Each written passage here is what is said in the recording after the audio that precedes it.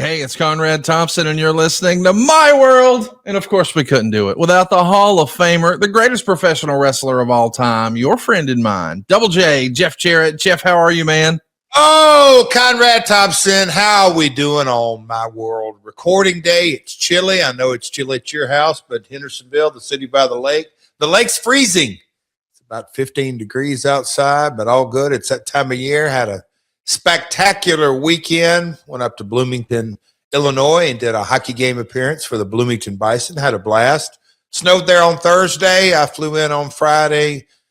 Flew out early Saturday morning, and more snow came in. So I kind of dodged a bullet on that. Had a great time. Had a good old time. Little guitar shot. And then, I came back home, and on Saturday, oh boy, my favorite independent wrestling promotion right here in my hometown. Pro Wrestling Entertainment, Satnam Singh, Big Ben Bishop. It was a showdown for the ages, if you will, but no, it's good. Christmas for Kids. It's an annual show there for kids.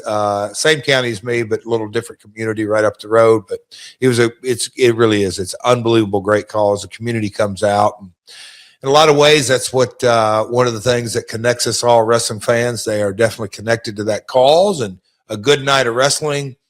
Lots of toys, kids, did a food drive, all that kind of good stuff. My Titans were the Titans. We won't really dive into that. College football cranks up this Friday, Conrad, but maybe most importantly, as we come out of the gate here on My World recording day, I see that you're in your remote office and you do not have your little ones and twos, your little toy box where you can poke fun at me and all that kind of good stuff. So, oh no, I still got a board. I mean, listen, tell me about the Titans game. See, I'm ready. No, listen, the inclement weather is real in the South. We had not one, not two, but three different pipes burst. And so that was a whole issue. And somehow when my big tail is trying to pretend like I know what the hell I'm doing, I managed to twist an ankle pretty something severe. So I'm like, you know what? I think I'm just going to do this one from home today. So we're both sitting by the lake today. IR. You're on IR today this time of year. How about that? I'm on the shelf. We won't talk about it. I don't think we've had much conversation about college football, but Alabama. But man, did Kiffin just get erased from the news overnight when another story came through? But anyway, we won't bore folks with our chatter on college football. But man, oh man, a lot going on. Right before our very eyes, college football is changing daily. And Mr. Tricky Nicky, Coach Nick Saban, every day that goes by, he gets smarter and smarter and smarter. And just when you think he can't get any smarter, he gets even more smart. So how are we doing, Con? Can you imagine, since we're going to talk about, and by the way, if you're curious, we are going to be talking about John Cena's last match. I don't know if you have Twitter where you live, but old Double J had a pretty strong opinion. So we're going to talk about that. Ooh. We're also going to talk about AEW. But before we do, you mentioned the Michigan head coaching situation, and it made me say to myself, I didn't represent. I just said college football. Well, you said Lane Kiffin's out of the news, and why is Lane Kiffin out of the news? Can you imagine for a minute if, hypothetically, and I'm not trying to borrow trouble here, okay, the nature boy himself had access to text messages, social media, OnlyFans, if that existed, and call it 1984 to 1994, can you imagine the great stories that would have spun out of that? Because I don't know if you saw, but over the weekend it was revealed that I guess the old Michigan head coach had supposedly offered some OnlyFans adult performers, some mattress actresses, if you will, tickets and VIP experiences to Michigan games in exchange for not a three-way dance, but a four corners match, if you will, maybe a little no holds barred action. And I quoted that and I said, we've all been there, and put a Ric Flair meme of him going woo, because this is a guy who would go on TBS and say women 18 to 28, at the Marriott, whatever, no husbands, no boyfriends. Can you imagine if he had that technology back then? Like, we'd be talking about a third Hall of Fame ring right now. I think he's got that ring. He just doesn't wear it. Yeah, mercy. I don't even know how I can finally kind of follow that. We'd be talking about a third. That says it all. That kind of wraps up the entire kind of conversation. But brother is peddling Michigan season tickets and all kinds of stuff. Man, oh man, it's sad. Corey, my trainer, we were talking all things football, pro, college. It's just, I hate it for the kids at Michigan, but they're going to get a new coach. Supposedly they're talking to your guy, DeBoer, Alabama, but I don't know if you saw the Heisman, that stuff, Potvia, man. I'm not sure what kind of guy it's that guy. He's a hell of a player, but if he's thinking about playing at the next level, him telling the Heisman voters to F off, I'm not sure that really speaks well, take it to the next level. Wait a minute. He's getting clicks. He's playing the heel. He's playing his role. Okay. I'm just saying, it's not like he's ever going to play for the Heisman again, right? Nope. So what is the downside to telling those people to go piss up a rope? Character, integrity, team. The quarterback at the next level is literally the face of the franchise. Maybe there's a franchise out there that. Oh no! I mean, let's be real. He wants to be Johnny Manziel. Oh, there is no doubt. I mean, he's following the Johnny Manziel playbook, and I, for one, think, hey, if you know you're going to have a ceiling, why not? Am I wrong on that? Well, does he think he has? I mean, okay, if he's kind of transitioned from a college football player and now he's going to get into, we'll call it an influencer on whatever level, and not really thinking go play pro ball, I'm all for it, brother. Go. I mean, just take the gloves off, and he needs to go get some endorsements, and he probably needs to get a liquor endorsement and a CBD one, a cannabis one. Yes. Yeah. I mean, a watch one, a jewelry one. He'll get all of that, but I'm just saying, like, I think it's in his best interest to embrace the heel. Like, okay. What we saw upon the acceptance of the big trophy was the most white meat babyface acceptance speech in the history of the Heisman Trophy. Would you agree with that? I just saw, I mean, yes, God bless that kid. They should have played the Leave It to Beaver theme music underneath it. So I think when you see that and you're respectfully seated, not standing, you're like, let me try to get something out of this. So instead of just looking like a dunce over here, like I lost, let me just create a persona. So I think controversy creates cash. I don't hate that idea for him. I also don't think that he's going to be a stud in the NFL.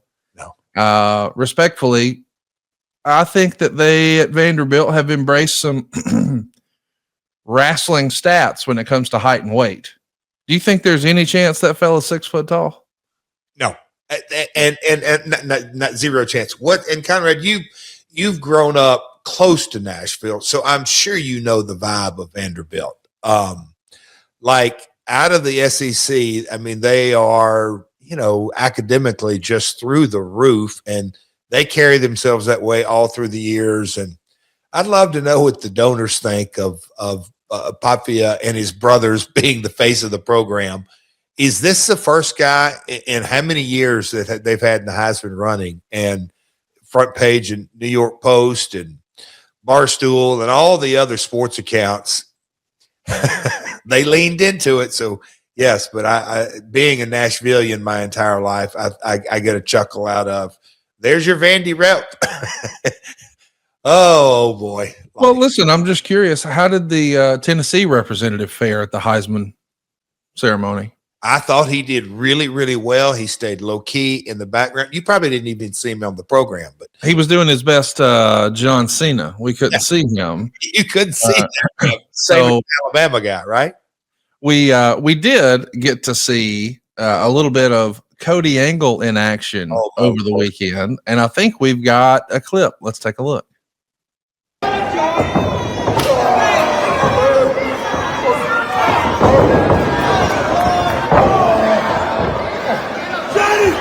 Give me the chair!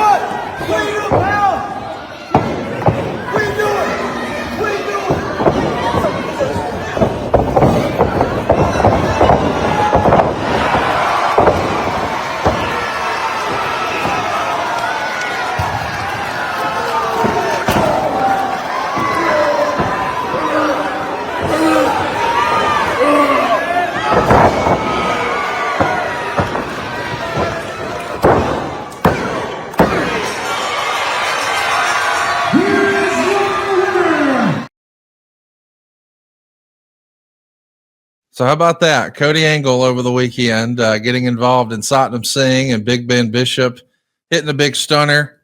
Good times. It seems like he had good times. Good timing.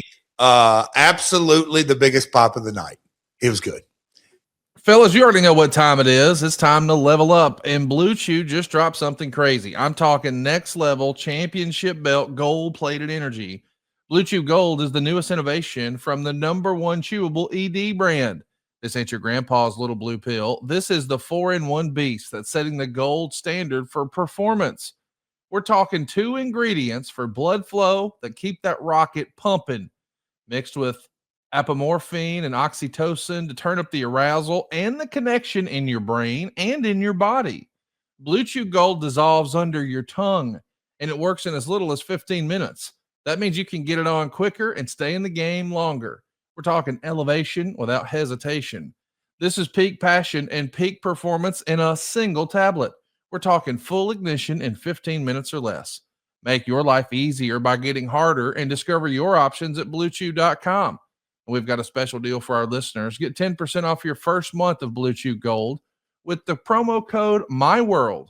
That's promo code MyWorld. Visit bluechew.com for more details and important safety information. And we thank Blue Chew for sponsoring today's podcast. I'm so glad that Cody Angle is getting to have a little fun. We also got to talk about you having a little fun. I know we can't spill the beans, but this past Wednesday, there was a camera crew following you around Atlanta. AEW was hosting at the Gateway Center. Their second time in that building this year. I was there the first time they were in town earlier this year, and I think you were there this past weekend. And I really enjoyed that venue. I enjoyed the one in Nashville too. And I know online, you know, there are some people who prefer the traditional basketball arena look, but I think there's a sense of sameness. I like when it looks different than. And it kind of reminds me of the old ECW shows I attended that I still hold in high regard. Like probably my favorite wrestling experience of my life wasn't a WrestleMania, and I've been to a bunch of those. And it wasn't even the first All In, which obviously, you know, StarCast was a big part of that, and it was a lot of fun, but it was a different thing for me. But ECW One Night Stand at the Hammerstein Ballroom. So we're not talking tens of thousands of fans. The crowd, the electricity, you could just feel it. And I like these more intimate venues like this. Not only do they look cool on TV, but it feels like you're a part of something. And I really enjoyed the show. I have a feeling the crowd may have been even hotter in person, Jeff. Red hot. You know, it was, like you said, I had a busy Wednesday backstage. Me and the Queen, Karen, we got there super early, and we'll get to that, the doc, and the Pig Fest. I got an update on that. That's coming up in the new year. But yeah, when the people started filing in, and look, the music venues, we'll call them the Pinnacle in Nashville, Cincinnati venue. AEW's run, we'll call it the non-traditional venues. I thought this one, it did have that intimate feel. And once the matches, and Tony's brainchild of the Continental Classic, I can't call them, you know, super dream matches. I don't think that's fair to say that, but just the matchups, the athleticism. I stopped a few times to think during the night about how far just the business has evolved, but kind of the core of it, will never change, and the fundamentals of it in so many ways, the kickouts, the false finishes, everything that went with it. So I thought it was, a strong. I always hate to call them just flat out episodes, but yeah, it was a night. I had some guests in the house that night that don't get to come often, and they raved about it. They raved about it the next day, just kind of the 2 hours of, pardon the pun, the nonstop action, if you will. They didn't even know. And a lot of times you go to different shows, and it is what it is that you have to kind of sit through commercial breaks or breaks, if you will. But they were just kind of like, you guys, it literally was a 2 hour nonstop kind of flow of a show. So anyway, it was a good one. And that building, Gateway Arena, I think, you could turn that, Conrad, into I'll call it a wrestling studio, but man, it's got the right vibe. I'll just say that. Really does. Don't they normally host the women's WNBA team? I didn't realize how busy they were. Women's, they got a G League team in there. It's right by the airport. I mean, 5 minutes from the airport. So great location. You don't have to go into downtown, but yeah, they have quite the events. I mean, the loadout had to happen immediately on Wednesday night because of the cadence. It's, I think of big busy buildings like Bridgestone here in Nashville. Their turnover, ice on, not ice on, ice covered, ice uncovered, whatever the set may be. Same with Garden, Staples, or Crypto, all those big buildings. But Gateway is super busy, incredible staff. They know how to run a venue. I'll tip my hat to those folks. Now, when I was there, I think, if memory serves, this is a building where parking was at a premium, so you had to valet in the back. Is that right? Yes, parking is at a premium, and that's part of it. If you're going to be so convenient to the airport and everything else, it feels like every building has to be one thing where it's like, well, okay, I wish I didn't have to valet. However, the venue for the fan experience was out of this world. Yeah, very good, man. Come in, dip down in it. Reminds me of I had a conversation with an independent promoter up in Kentucky, and he was trying to describe via text, and I said, hey man, let me put the brakes on this for you. You do realize that my family's promoted in Kentucky since the 60s. He said, oh God, I forgot. Because he was talking about there's high school gyms that hold 4,000 and 5,000 and 6,000 folks in Kentucky, because high school basketball is so big.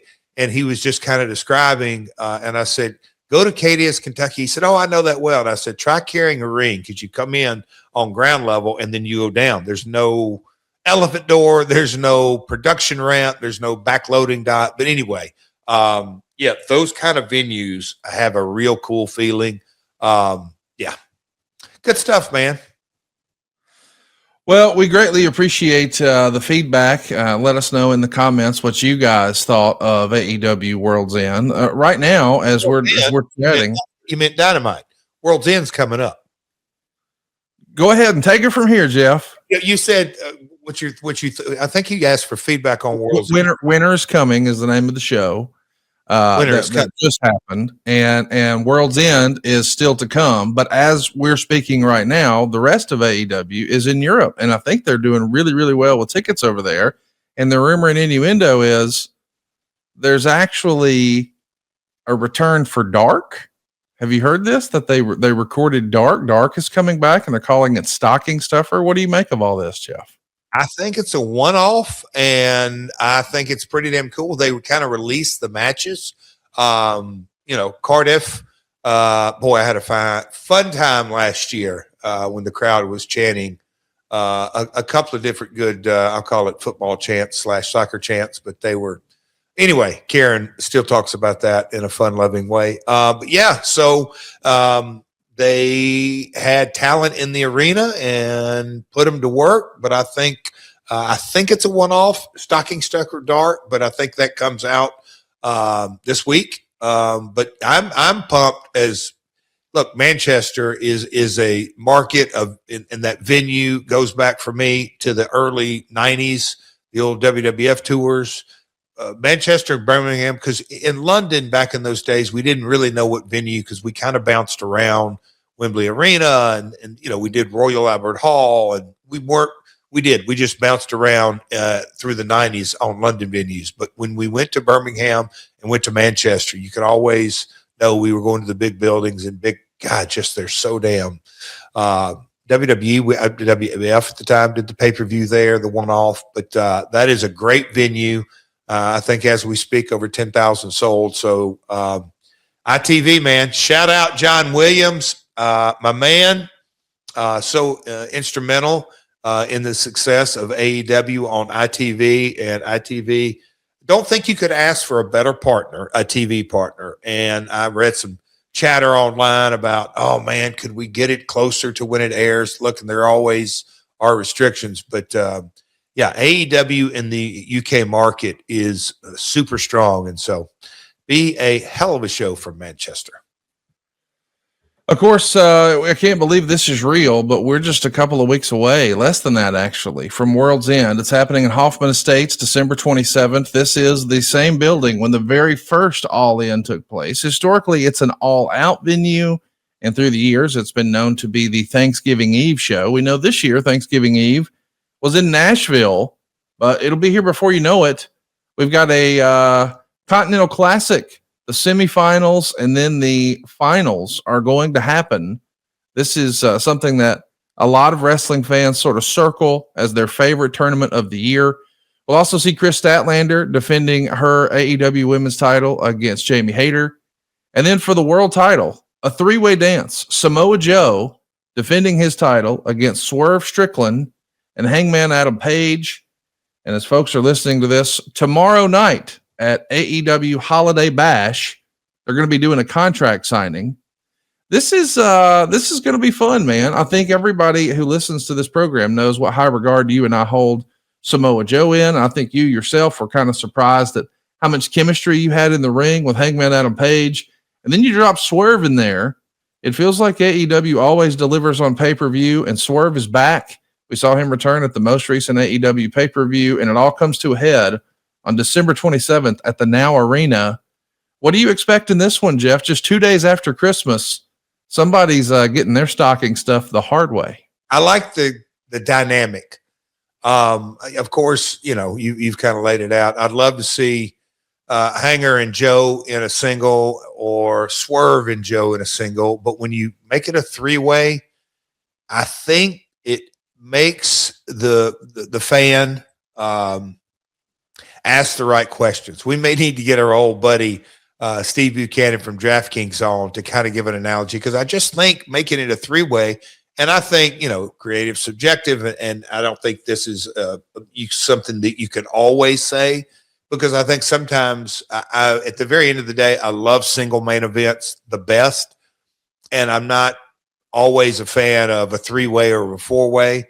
In this situation, with the kind of the history between Swerve and Hangman, then they just kind of came together, and now all of a sudden it's for the title. You know, there's no love lost, a lot of history, and then Joe's right in the middle of that as the champion. I just think it really creates the right chemistry that you want going into a three-way. I don't think anybody can call it. I think at the end of the day, you absolutely want that.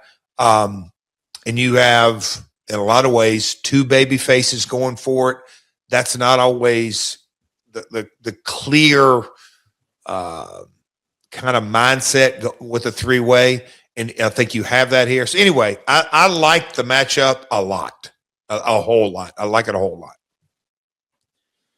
We gotta look forward to AEW on pay-per-view. It feels like they always deliver. And you and I've spent some time talking about this in the past. It feels like, you know, there is a lot of criticism for AEW that happens on the social media landscape in, I guess, what people would call the IWC, the Internet Wrestling Community. But the thing I think that they're often criticized for is not growing their audience, but I don't know that it exists that we could say they're not super serving their audience. Tony has even referenced this in his own Tony speak, where he's referenced that AEW is for the sickos. Like this past weekend, I was able to watch the Saturday night's main event, and then we watched Redneck Brawl, which I want to talk to you about in a moment. Okay. And he and I agree. We like the grittiness of AEW. like as a wrestling product, it is more to our taste. But we're also guys who liked territory wrestling and we liked ECW. And at times, WWE can feel more polished and more Disney on ice, is the way Eric Bischoff would describe it. But I feel like, and we are going to be talking about John Cena's last match momentarily, so stay tuned for that. What I'm getting to, though, is I think the criticism for AEW is that maybe at times they're not growing their audience. And I don't really know why people care about that. Either you like the product or you don't. Whether or not it's a sustainable business model or it's profitable, who cares?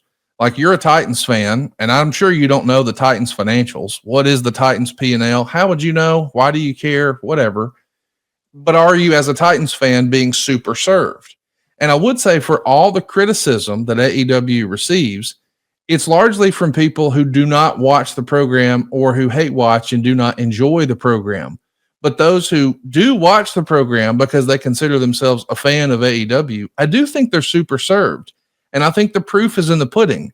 If you take the number of people who are watching the program, and this is stuff that you could track back through all the ratings reports through the years, and then you look at it, the percentage of that audience that actually opens their wallet every month and buys a pay-per-view, I think it's got to be one of the highest converting percentages in pro wrestling history. So if there is a criticism for AEW saying, oh, they're not growing their audience, maybe that's a fair assessment. But at the same time, are they not perhaps exceeding all expectations when it comes to super serving their audience, Jeff? And this is something, and we're going to get to it. I made the comment, and it just reinforced. And look, I've always been one. I love silence is an answer. And when you have zero response to anything or anything you put out, that's not good at all. That is the worst. That is not good. But any kind of vocal, passionate response, good or bad, is fantastic. I'm with you that, like, what does it matter, the P&L or growing all this, as long as you like it or don't like it? The thing that at the end of the day, as you said, is that we've talked about it in depth on this pod. TNA, I called it back when I was a part of that, the alternative. Tony calls it the challenger brand. It's the ability to differentiate yourself in the market goes a long way. I mean, and not just in wrestling. I mean, not all the cars are the same. Not all the hamburgers are the same. We can give not all the music's the same. We can, and look, it's subjective, and we could go double down on all that.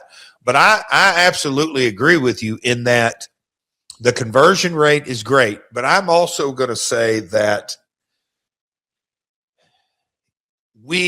there is no comparable. And look, you boy, I just had this conversation for about 5 minutes. It's the same conversation I have a buddy in the gym. Is LeBron the GOAT or Jordan the GOAT? And now we've got new players coming in. Are they the GOAT? It's fun to have the conversation. To me, it really, really, I mean, it really is. And then you can go, every generation and we can talk football or whatever it is, Conrad. It's fun to have the conversations, but is it really accurate when you're trying to drill in because of the way people consume their content? The golden age of cable television was in the 90s. And then you kind of look as things on nowadays, there are so many different metrics and how folks, and I witness it in my house and with my other 4 girls who don't live in the house at college or all this. It just the way we consume TikTok, Instagram, different platforms.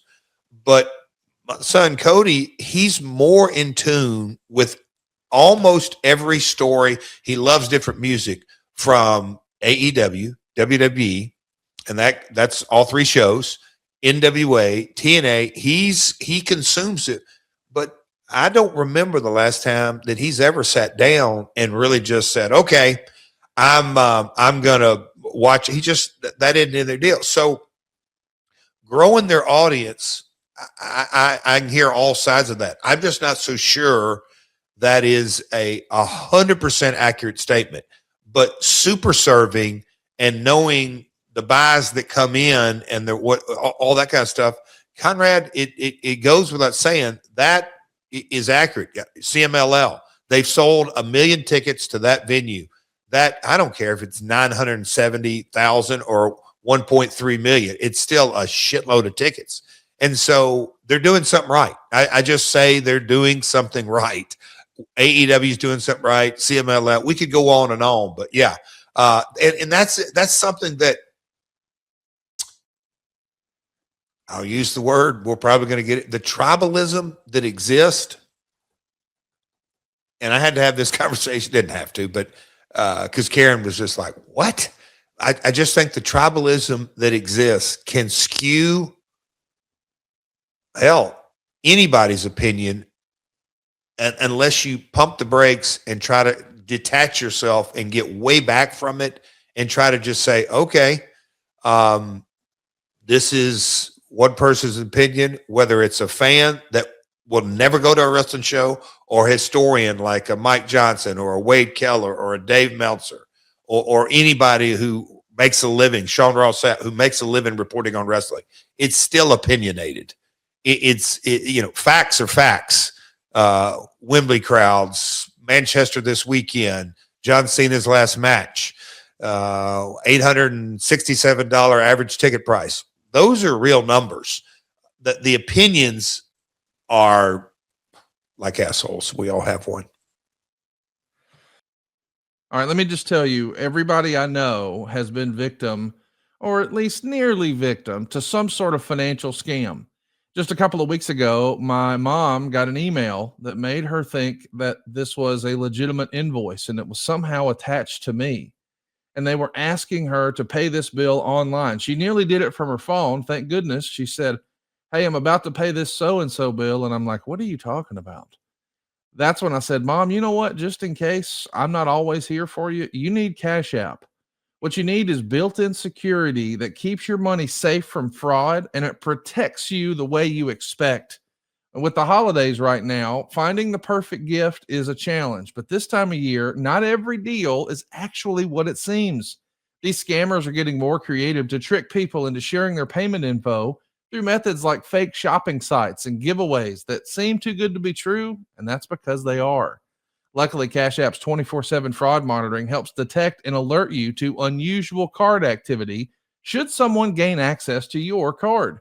So you can act fast if something seems off. You can also lock or unlock your Cash App instantly right in the app for extra control and peace of mind. So you can stay one step ahead of scams this season and keep your money safe and secure with Cash App. Give yourself some peace of mind this holiday season and download Cash App.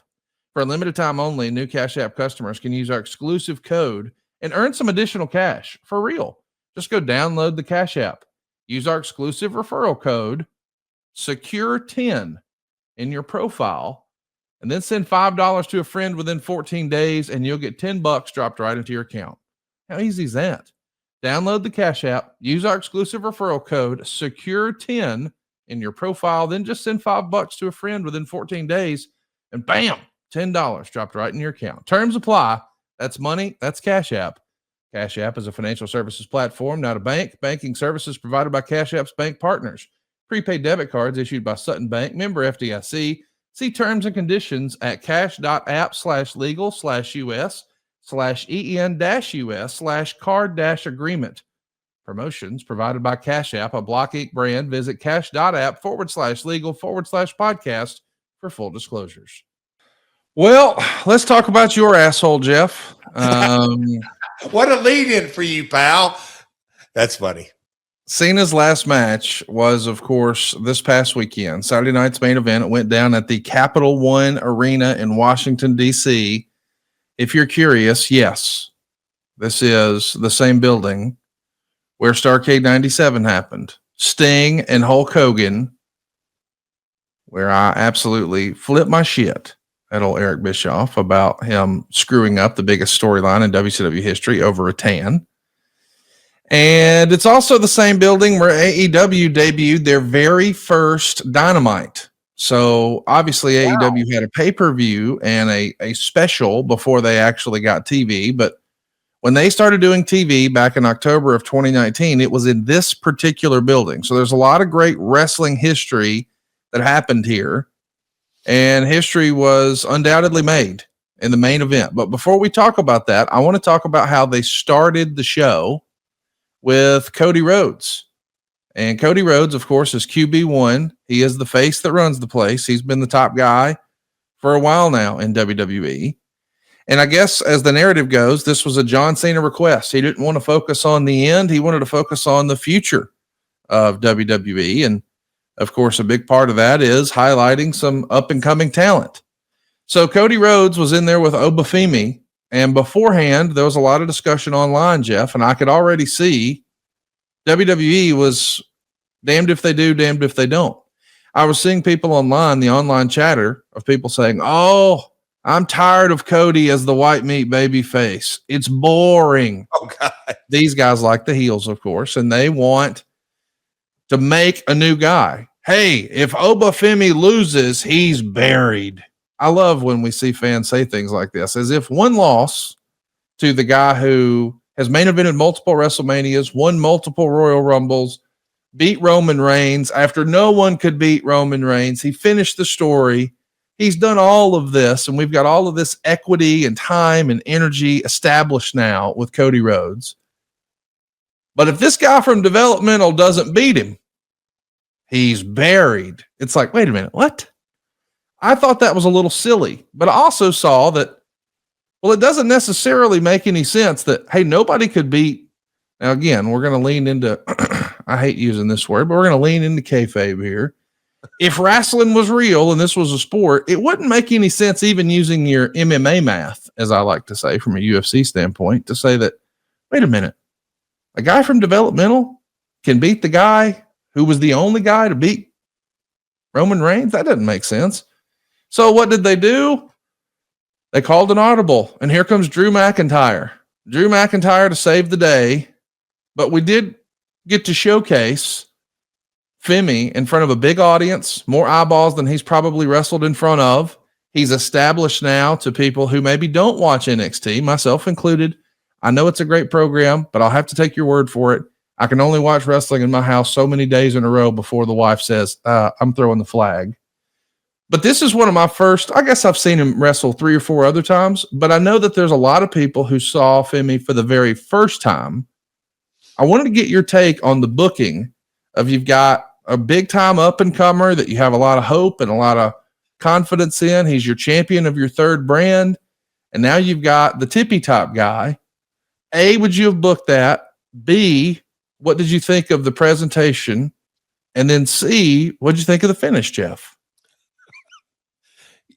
I kind of knew it when the email came out, Conrad, and hey, what are notes? Oh, we're going to freestyle it. We got a lot going on, and World's End and this and that. And we're going to talk about, we'll get into John Cena's last match. And there is a topic, but, we've pulled that. We might go maybe part 2 of Gail Kim, but let's just see how it goes. And now, Conrad, let me just say this. Because we're going to be, I assume, we're going to be talking about the entire night now of John Cena. We're talking about Cody Rhodes, and then we're talking about John Cena. If you could just answer A, B, and C for me, we'll move on to John Cena. Don't get under my skin, because there's no question in my mind after you told me, hey, man, I want you to watch this. We're going to talk about it.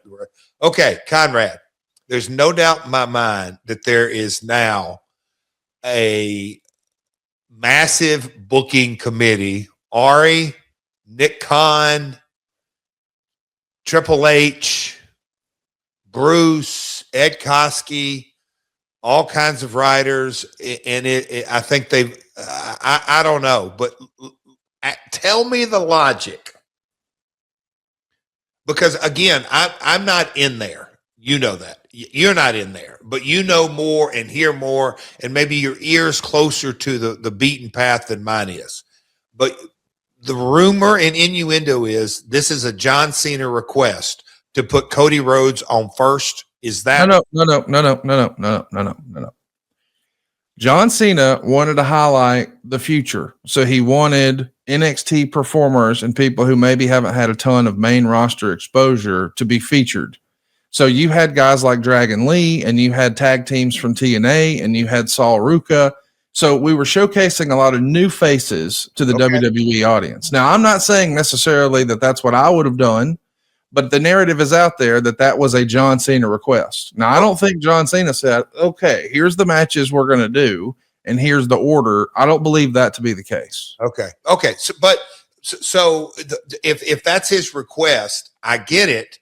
But to my knowledge, John is the biggest box office attraction, no question about it, for the last 20 years, maybe 25 years, because Austin 2000, 2001, downhill slide. But I'm just going to say, arguably, for sure, the top babyface the last 20 plus years. 05 is when he won the title. So saying 20 years is fair. 20 years. To my knowledge, he never was on the creative department. He never wrote shows. He never did any of that. So I get having the input, but I also think, what is, pardon the pun of the line, what's best for business? I don't know. Okay, but not sure, given all the folks opportunities, but let's go down that road and say, okay, hypothetically, I get this, but you're here to tell me that the top dog, the face that runs the place, the top money-making machine, because I think it's Cody 1A and Punk 1B, but they're both champions right now. But let's just, for argument's sake, they're both leading the charge, because it gets to the end of the show, is if they can't beat the developmental champion, who can they beat? Totally agree. I didn't understand how. To me, and if you watch it, and Obi's got great presence, and he looks good, and there's money in the bank, and it's coming, and it's rolling, and you can just kind of see it's coming. But at the end of the day, this is John Cena's last match, so he's gone. So in 2026, hey, Cody, and I'll probably say this 10 times today. Look, they're big boys, and they're making a shitload of money, and they're in the spot. But as far as carrying the weight of the company that Cena did all those years, he's gone.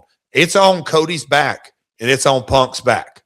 So now all of a sudden you got that, and then all of a sudden, in the highest grossing show in WWE history for an arena, Cody opened the show and couldn't beat the developmental champion. That is exactly what went down. It blows my mind.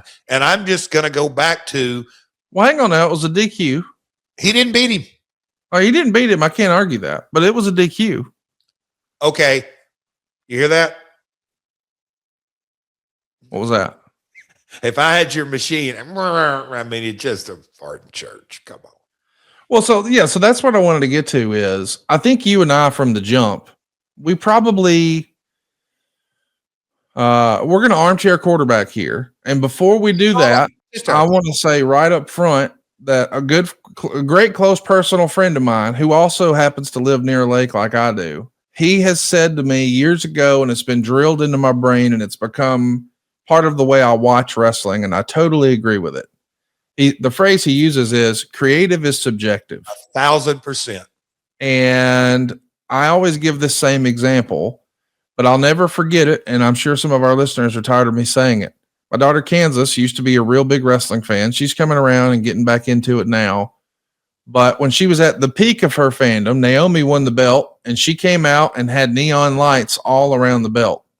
And in my head, my inside voice, I'm not saying it out loud, as I'm watching with her, we're in the living room and they're in Huntsville, and I'm thinking to myself, man, they have ruined that belt. I didn't like the belt before, but I freaking hate it now. It looks like a toy. This looks stupid. It made me think of those shoes from the early 90s, the LA Gears that would light up when you walked. I'm like, this is a gimmick. I don't dig it. I hate it. I didn't say that out loud, and I'm glad I didn't, because Kansas's enthusiasm was through the roof. Dad, that's the coolest belt ever, and it clicked for me. Oh, okay. This just isn't for me. It doesn't mean it's not successful. It doesn't mean it doesn't work for anybody. It just means it's not to my taste. I, for one, do not love sushi. I'll eat it. It's not my favorite. I've never woke up and said, honey, let's go get some sushi tonight. That's not a thing for me. But I know other people do. So I can't say that, hey, sushi's bad. So that's what we're going to be talking about today is creative is subjective in your opinion. And I felt like there had to be more to the decision to run in DC. I thought for sure that there had to be some sort of mega rights fee involved, and maybe there was. We don't know.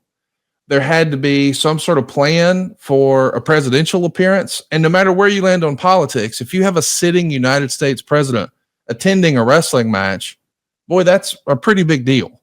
So I just assumed that those things had to be the reason that this wasn't in a doggone stadium. Like on some level, as far as name value and mass media attention, this is probably the second most hypeable and promotable weekend of the year. Now, we in the wrestling bubble, we know SummerSlam's a big deal. We know the Royal Rumble's a big deal. But to the mainstream, to the masses, to people at your local shopping mall doing their last minute holiday shopping, they're all familiar with WrestleMania, and most of them have heard the name John Cena. So when you think about that, it does make me think, you know what? They could draw 50,000 for this. They could put this in a stadium. I mean, Tanahashi's last match in a couple of weeks is going to have 50,000 people there. You telling me John Cena's couldn't? Of course it did. Now, that's not WWE's business model. WWE's business model is no longer about let's get it in front of as many wrestling fans as we can. WWE's business model is now let's make as much money from the existing fan base as we possibly can. So I don't know if this is true or not, but I saw a report over the weekend and I haven't verified it, so it could be incorrect. But it said the get-in price, like the cheapest you could get in, was $897 a ticket. So it's now the highest grossing arena show in WWE history. It's also the highest grossing show in the history of that building for any genre. I don't care if it was a big concert tour, big comedy show, whatever it was. So they set all kinds of financial records. So it's hard to argue with the success of the weekend financially. But I do feel like, what is the connection to DC? Why not Boston? Why not a stadium? And so I'm asking some of those questions coming into it. Did you have any of those thoughts going into this show? And go ahead. Well, when it wasn't in Boston, I know me and you text on this. I said, damn, I'd love to know the number of rights fees. And then you went, well, hold up. Army Navy college football game, and the president goes to every one of those and makes an appearance. And that kickoff is at, I don't know if you told me 2 or 3. Oh, okay. Oh, shoot. Okay. There you go. All right. Wait, you know what? Washington, D.C., going out on a limb here.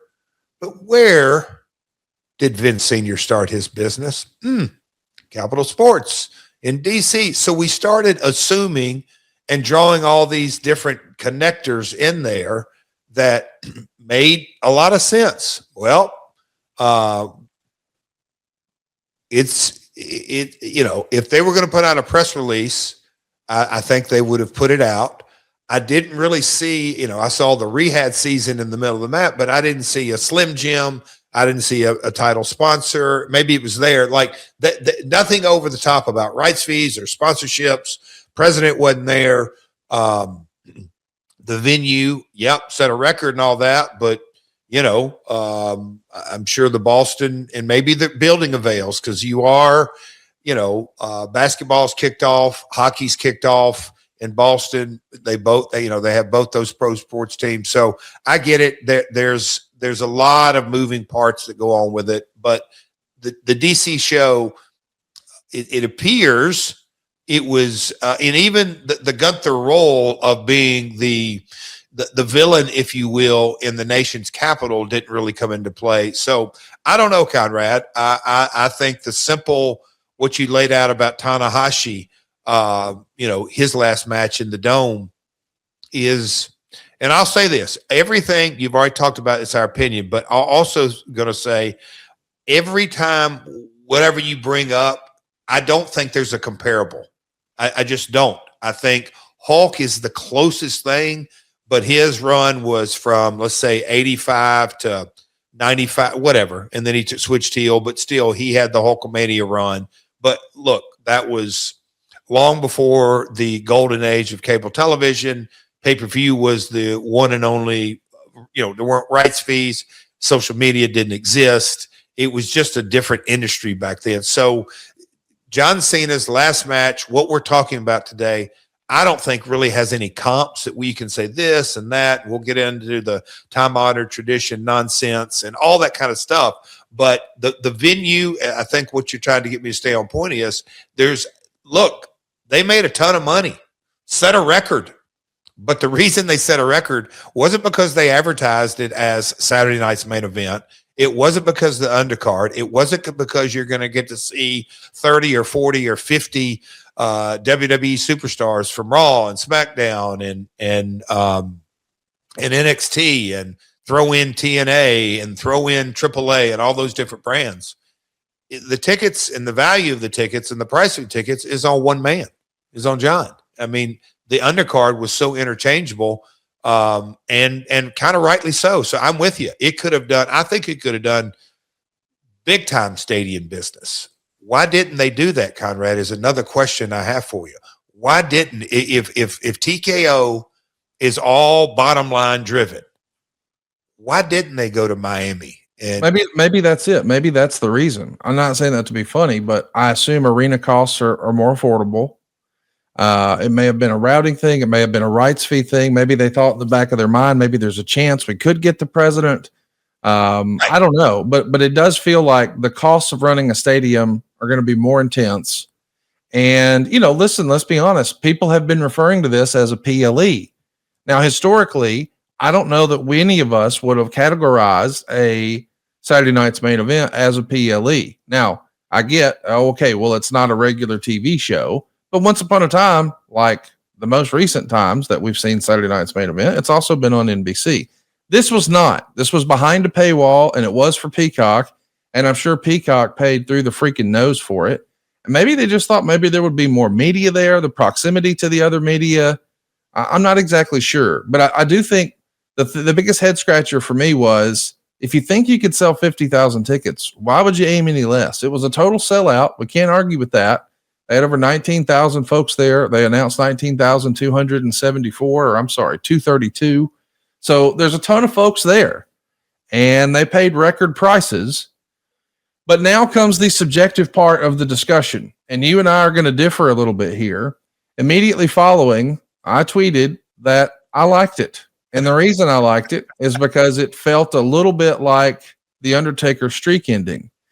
I was fortunate enough to be in the building at WrestleMania 30 when Brock Lesnar beat the Undertaker. And man, you could have heard a pin drop when it happened. People were shocked. They couldn't believe it. And I do think it created a lot of heat, a lot of frustration, a lot of anger. Fans were disappointed. And I feel like, hey, maybe that was the idea. And I know that there's a lot of people who are spending a lot of time thinking about it and talking about it. I mean, look at us on this show. It's going to be our primary topic today. So if the goal was to get people talking, well, mission accomplished. If the goal was to establish Gunther as this hateable heel, maybe that was mission accomplished. Let's take a look at a fan interaction with Gunther at the event. Let's take a look at this video, Jeff. You tell me. What are you going to do? You tell me. F you! You suck! No one likes you! That's not true. You know what? You just came up to nowhere! Everyone hates you! What are you going to do? Take my hand! I dare you! I dare you! I'm civilized. I dare you! And it wasn't just that young fan ringside. When Gunther left the building, man, fans were chasing after him, and boy, they were none too happy. Let's take a look at that clip. Fuck you!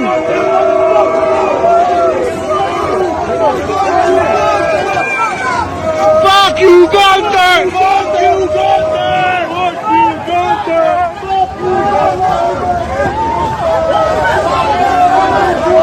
Fuck you, Gunther! Fuck at him! Fuck you, Gunther! Fuck you, Gunther! So listen, if that was their goal, was to get Gunther these type of reactions, maybe it's mission accomplished. What say you, Jeff? Oh, I love Gunther getting on the Greyhound. They couldn't have no limo. Main evented a $4 million gate. Main evented a $4 million gate. Let's have him walk through the people with no security and put him on the Greyhound. Really, Connie?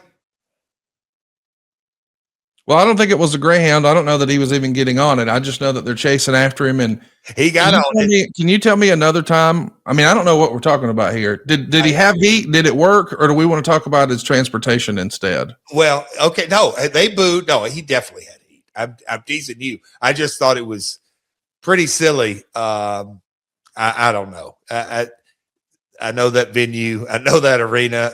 He's the main event, and they didn't have a car service for him. But okay, he got out on a bus. But he definitely is going to have heat.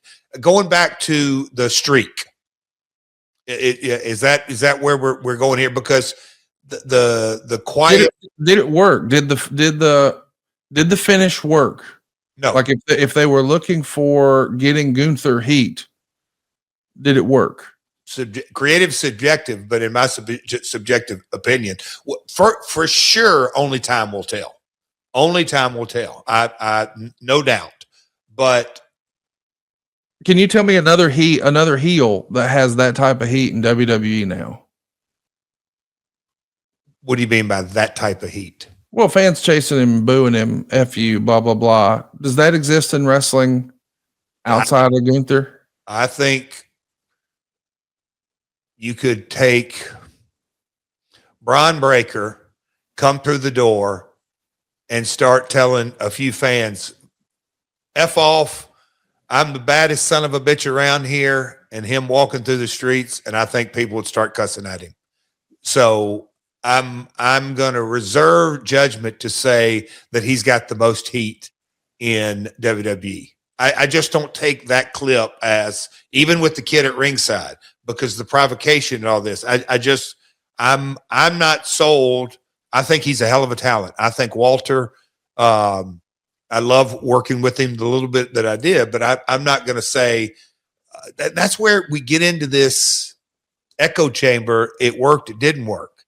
I think it was a hell of a building block for Gunther, but I'm also not sure the real reality. Are people talking after the finish more about Gunther or more about the promotion? And as three people asked me in the gym yesterday, it was kind of amazing how they asked. They just said, did John Cena have a falling out with WWE? That was a casual fan. So that's where we're I don't want to get off track here. I want to stay on where you want me to stay on.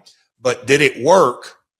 I think, yes, it's subjective, but it's also, I'm not sure if he did the finish and you could have heard a pin drop, and you know the old school folks will tell you that's white heat when there's a little bit of quiet afterwards, and then you have a rumble, and then you start seeing shit thrown in the ring, and then you're really pissed off. I don't think this time finish had enough time to bake, but the in 2025 the reaction, I didn't have a stopwatch to it, 3, 4, 5 minutes, so to speak, was on Gunther. But were the boos louder for The Office? Were the boos louder for Gunther or louder for The Office? Conrad, what would you be who had more heat, The Office or Gunther after the show? In the arena, All right, got to take a time out right now and talk about my friends over at Soul, especially right here when the holiday season's rolling around. It feels like there's a party or some sort of celebration every weekend. All the sugary drinks add up. And this season, I'm going to be reaching for Soul's out-of-office gummies instead. It's going to give me the same fun vibe, but it's low in calories and it gives you 0 hangovers. Cold nights, cozy blankets, and Soul's out-of-office gummies. Man, it's my new favorite routine. You throw on your favorite Christmas movie. I recommend Ernest Saves Christmas. Hey, don't judge me. Grab a gummy and unwind. It's a little self-care ritual that keeps me calm through all the holiday chaos. And I know how stressful this time of year can be. There's endless shopping and travel and parties. And if you need to actually slow down and relax, do what I do. Reach for Soul's out of office gummies. It really is the perfect balance of CBD and THC that helps me find my calm and keep my peace of mind. What I really prefer, and you'll see that Soul has many different options, is the one with a lot of CBD and a little bit of THC. You see, Soul is a wellness brand that believes feeling good should be fun and easy. Soul specializes in delicious hemp-derived THC and CBD products designed to boost your mood and help you unwind. Their best-selling out-of-office gummies were designed to provide you that mild, relaxing buzz, but boost your mood and enhance your creativity and relaxation. With 5 different strengths, you can tailor the dose to fit your vibe, from a gentle 1.5 milligram microdose to their newest 15 milligram gummy for a more elevated experience. You should also check out the brand new out-of-office beverage. It's a refreshing alcohol-free alternative that's perfect for winding down on the couch or socializing with friends. My wife really likes that Soul has a sleepy gummy. It's a fan favorite for deep restorative sleep. No matter what you pick, with wellness at the forefront, you can feel good about what you're putting in your body with Soul. You see, all of Soul's products are made from organically farmed, USA grown hemp. They're vegan, they're gluten-free, they're low in sugar, and they're federally legal. Bring on the holiday cheer and treat yourself or someone you love to Soul this season. Right now, Soul is offering My Onnits 30% off your entire order. Go to getsoul.com and use the code MyWorld. That's GEDSOUL.com, getsoul.com, and use the promo code MyWorld for 30% off. Well, clearly fans were not happy with the finish, and I think that's where you want to get to. You wanted to send them home happy. Now, there's two differing opinions here. I know that you had a tweet. Do you want to tell us what your tweet said immediately after the show? Oh, I don't. I love. There it is. Read it for us, Jeff. Okay, Connie. Love an audio show. This is from at Real Jeff Jarrett. Love watching movies when the superhero gets destroyed in the final scene and then dies. Even better is when my favorite sports team not only gets beat, but gives up with a smile on their face. Makes me feel good about spending time and money on the night. Emoji, face in palm. I don't know what you call that emoji. And then I said, my line, creative is subjective. Coach, he actually responded to this and he said, Jeff, I've said the same thing, but we are the idiots. Quote, it's a time-honored tradition for the wrestler to go out on his back, end quote. Ask those kids in tears how they feel about the time-honored tradition. This should have been different than that. I asked several people who refused to answer. Let's just say he won. What would the atmosphere have been like? How many of those kids and adults would have lost their minds? This nonsense of this is the way it's always been has got to go. Because if you want to live with that, then John should have gotten a receipt on Brock, but that didn't happen. It's all subjective. This one's pretty obvious to most. It would have been so easy to just let everyone go home happy.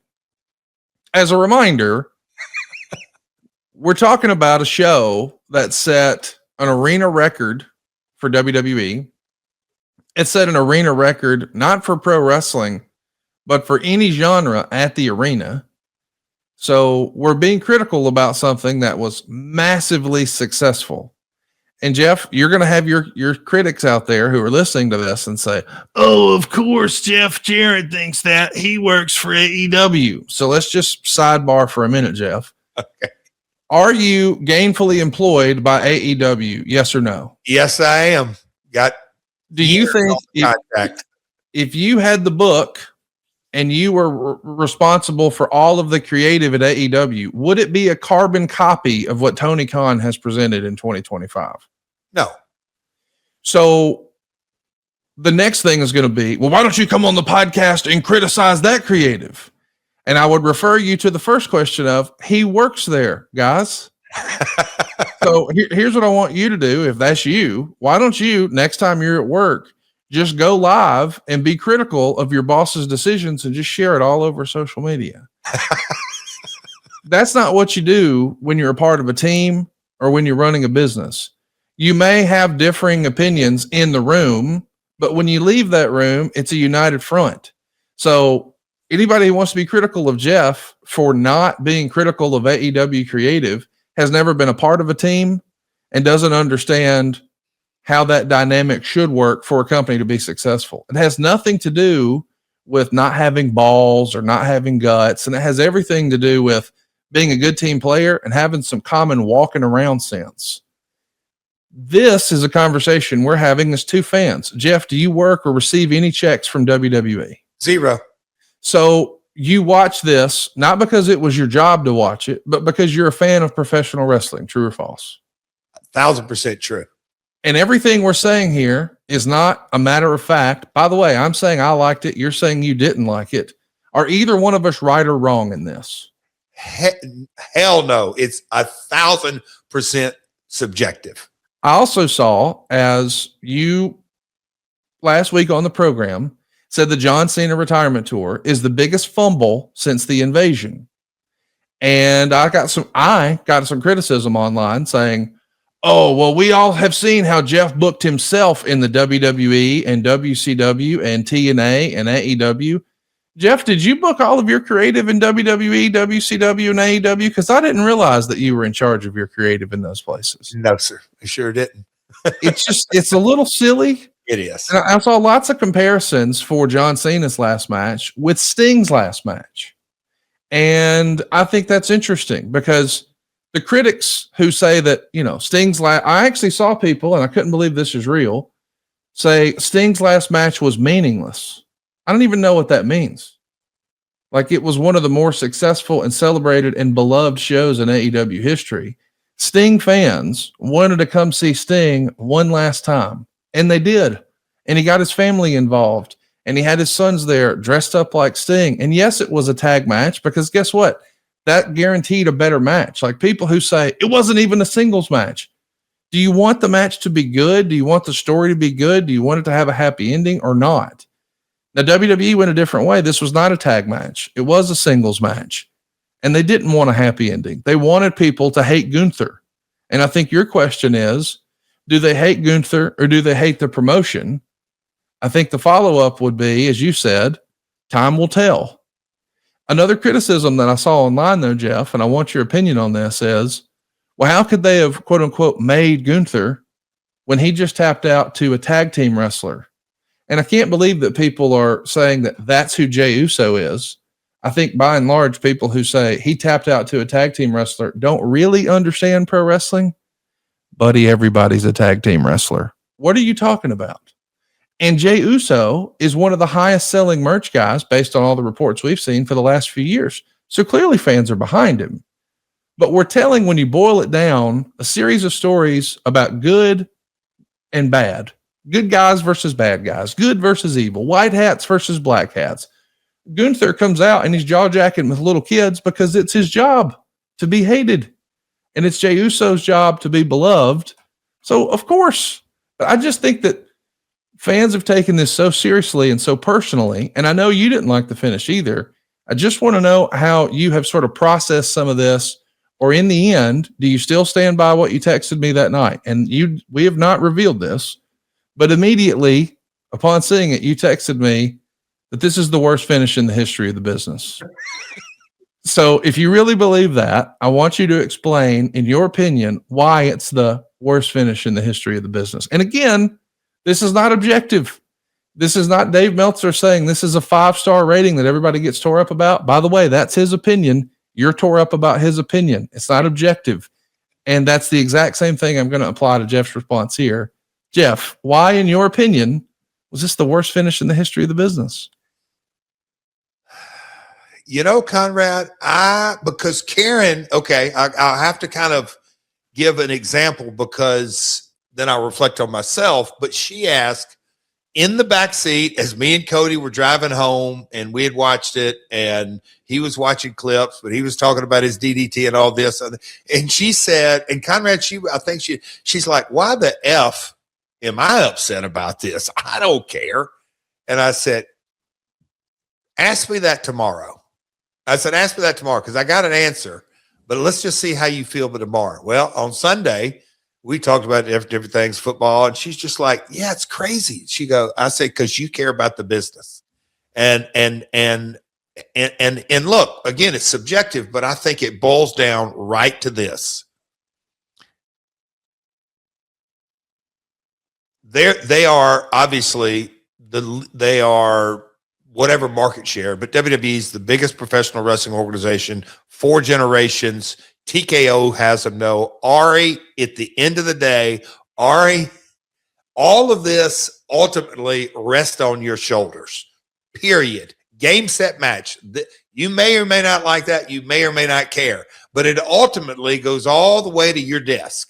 And a wrestling promotion only has a value of consumer confidence. Consumer confidence is critical. That's why I care, in that this time-honored tradition, my family's been in the business since 1946. I've got 3 generations of stories, not just from a wrestler's point of view, but from a business point of view, over and over and over. This mythical time-honored tradition, and Coach kind of touched on that, that is the biggest bunch of bullshit I've ever heard. Matter of fact, Conrad, it almost goes against the grain of every territory, and really even through Hulkamania days and the 90s and all this. What do you do to a legend? You protect them. You make up for their shortcomings in the ring. You make up for this. You do what you got to do. But at the end of the day, you kind of you respect and take care of the integrity of the business. I mean, the talent / the legend / the business. And so the most important or valuable customers that paid on average $850 for one guy, they weren't there to see anything other than John Cena's last match. When you have, I mean, Peyton Manning and Tom Brady and actors and actresses and rappers and influencers and all this stuff, they weren't talking about anybody else except Hunter. And when you have the entire arena chanting the things that they chanted, and them saying, oh, yeah, this is the exact desired reaction. Maybe it is. Maybe that is the desired action going to. But time-honored tradition, bullshit. That's silly talk to me. I mean, it's just John Cena. They came to see him, and the finish. We're talking about not just me and you, Conrad, for the 48 hours and the tribalism and people becoming irrational and the things that they're saying. Oh, Jeff and I just chuckled. They're like, well, you didn't let Monty Brown beat you. So all of a sudden you're comparing John Cena to Monty Brown. Thank you. I mean, guys, what are we talking about? John Cena, there are no comps. The last 20 plus years, he's the top babyface. And he's going to tap out and smile and wink, wink, and break the fourth wall. I still don't know what that's about. But anyway, it's consumer confidence to me, Conrad. To circle back, to circle back, why do I think it was the single dumbest finish? Because I think it is a direct slap in the face of the face of our industry. Never give up. Do you know how impactful it is if I'm in a room full of bankers or TV executives or friends or whoever it may be, and I can look them in the face and a non-wrestling fan and say, do you know who holds the record for the most Make-A-Wish visits in the history of that organization? It's John Cena. Wrestler. It's a professional wrestler. Yes, it's John Cena. His whole mantra, hustle, loyalty, respect. Get that. Never give up. Okay.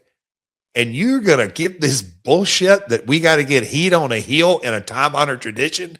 Conrad, it's the silliest, most ridiculous argument that people are throwing up, because when the fans are chanting in the post show, I don't think you could come up with another scenario. How could you come up with another scenario where the fans are chanting AEW? Hang on, let's do it right now. Let's play that clip. A place that, it's rare that people, one, see the end there and then think this is exactly how I want to go out and then get to do it. And that's what John got to do tonight, right? He had his sort of farewell run for this year. So you see the fans at the post show out in front of the arena chanting AEW, AEW. That's clearly not the goal with the booking. Based off the finish. Yes. Not only that, but immediately inside the arena, immediately after the match, there were chants from the crowd the minute they saw Triple H. All right, life happens fast. 1 minute you're driving home after work. The next you see flashing lights in your rearview mirror. Your heart skips. Your hands tighten on the wheel. And you start asking yourself, what do I do now?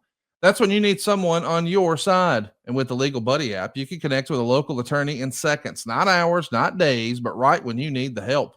Whether it's a DWI, a car accident, a criminal charge, or even just a traffic ticket, the Legal Buddy app puts real legal support right in your pocket. Imagine having an attorney on call, ready to guide you through some of life's most stressful moments. Now, this is not a call center. It's also not a waiting game. We're talking direct access to a lawyer who understands your situation and your community, and one who can step in right away. Think about it. When trouble knocks, do you want to face it alone? Or would you rather have the confidence of knowing a professional is already on your side? That's the peace of mind that Legal Buddy gives you. And here's how easy it is. Download the Legal Buddy app at LegalBuddyApp.com. Register today and use the referral code LEGAL for your chance to win a $250 Amazon gift card.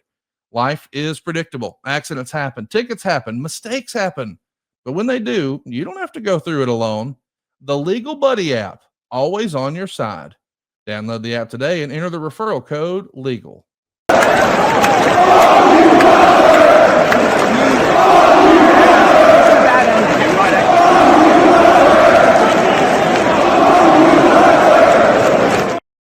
I'm going to defend Triple H.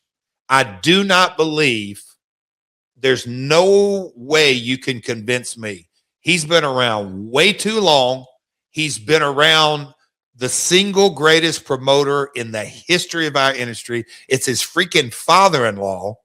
He has been in main events. He's been in pay-per-views. He's been in booking committees. He's been around the greatest minds, Pat Patterson, and I mean, on and on and on and on and on. Something doesn't add up. But I'm going to go back. Ari to Nick to Triple H to John and Bruce and Koski and all the others in there. Something doesn't add up. Conrad, it doesn't make sense. I'm just telling you, to me, it doesn't make sense at all. What are you suggesting? There is some criticism out there that say, well, hey, this is what John wanted to do, and he's earned that if he wants to lose and he wants to put someone over. I get that. But if I'm honest with you, I think this is people who were really caught up and disappointed in this. I almost really wanted to say, hey, what did you expect? Like, what about this retirement tour has gone the way you hoped? Like, it feels like this should have been an opportunity to play all of the hits. And I know Randy Orton had a match on pay-per-view earlier this year in St. Louis, but it feels like that was one and done. And then the Cody thing was one and done, and he got squashed by Brock and it never went anywhere.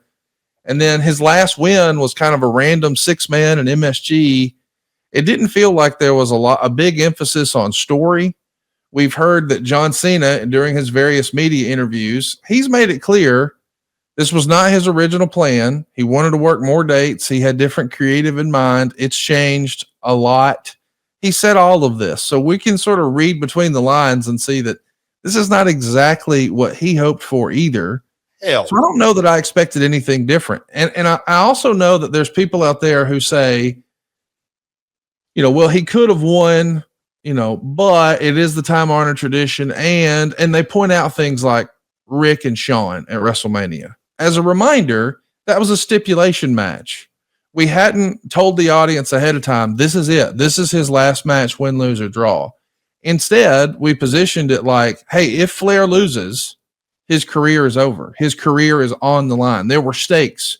So you were pulling for him to win the match and his career continue, but it wasn't promoted as last match. Ric Flair's last match. Now, of course, we did that.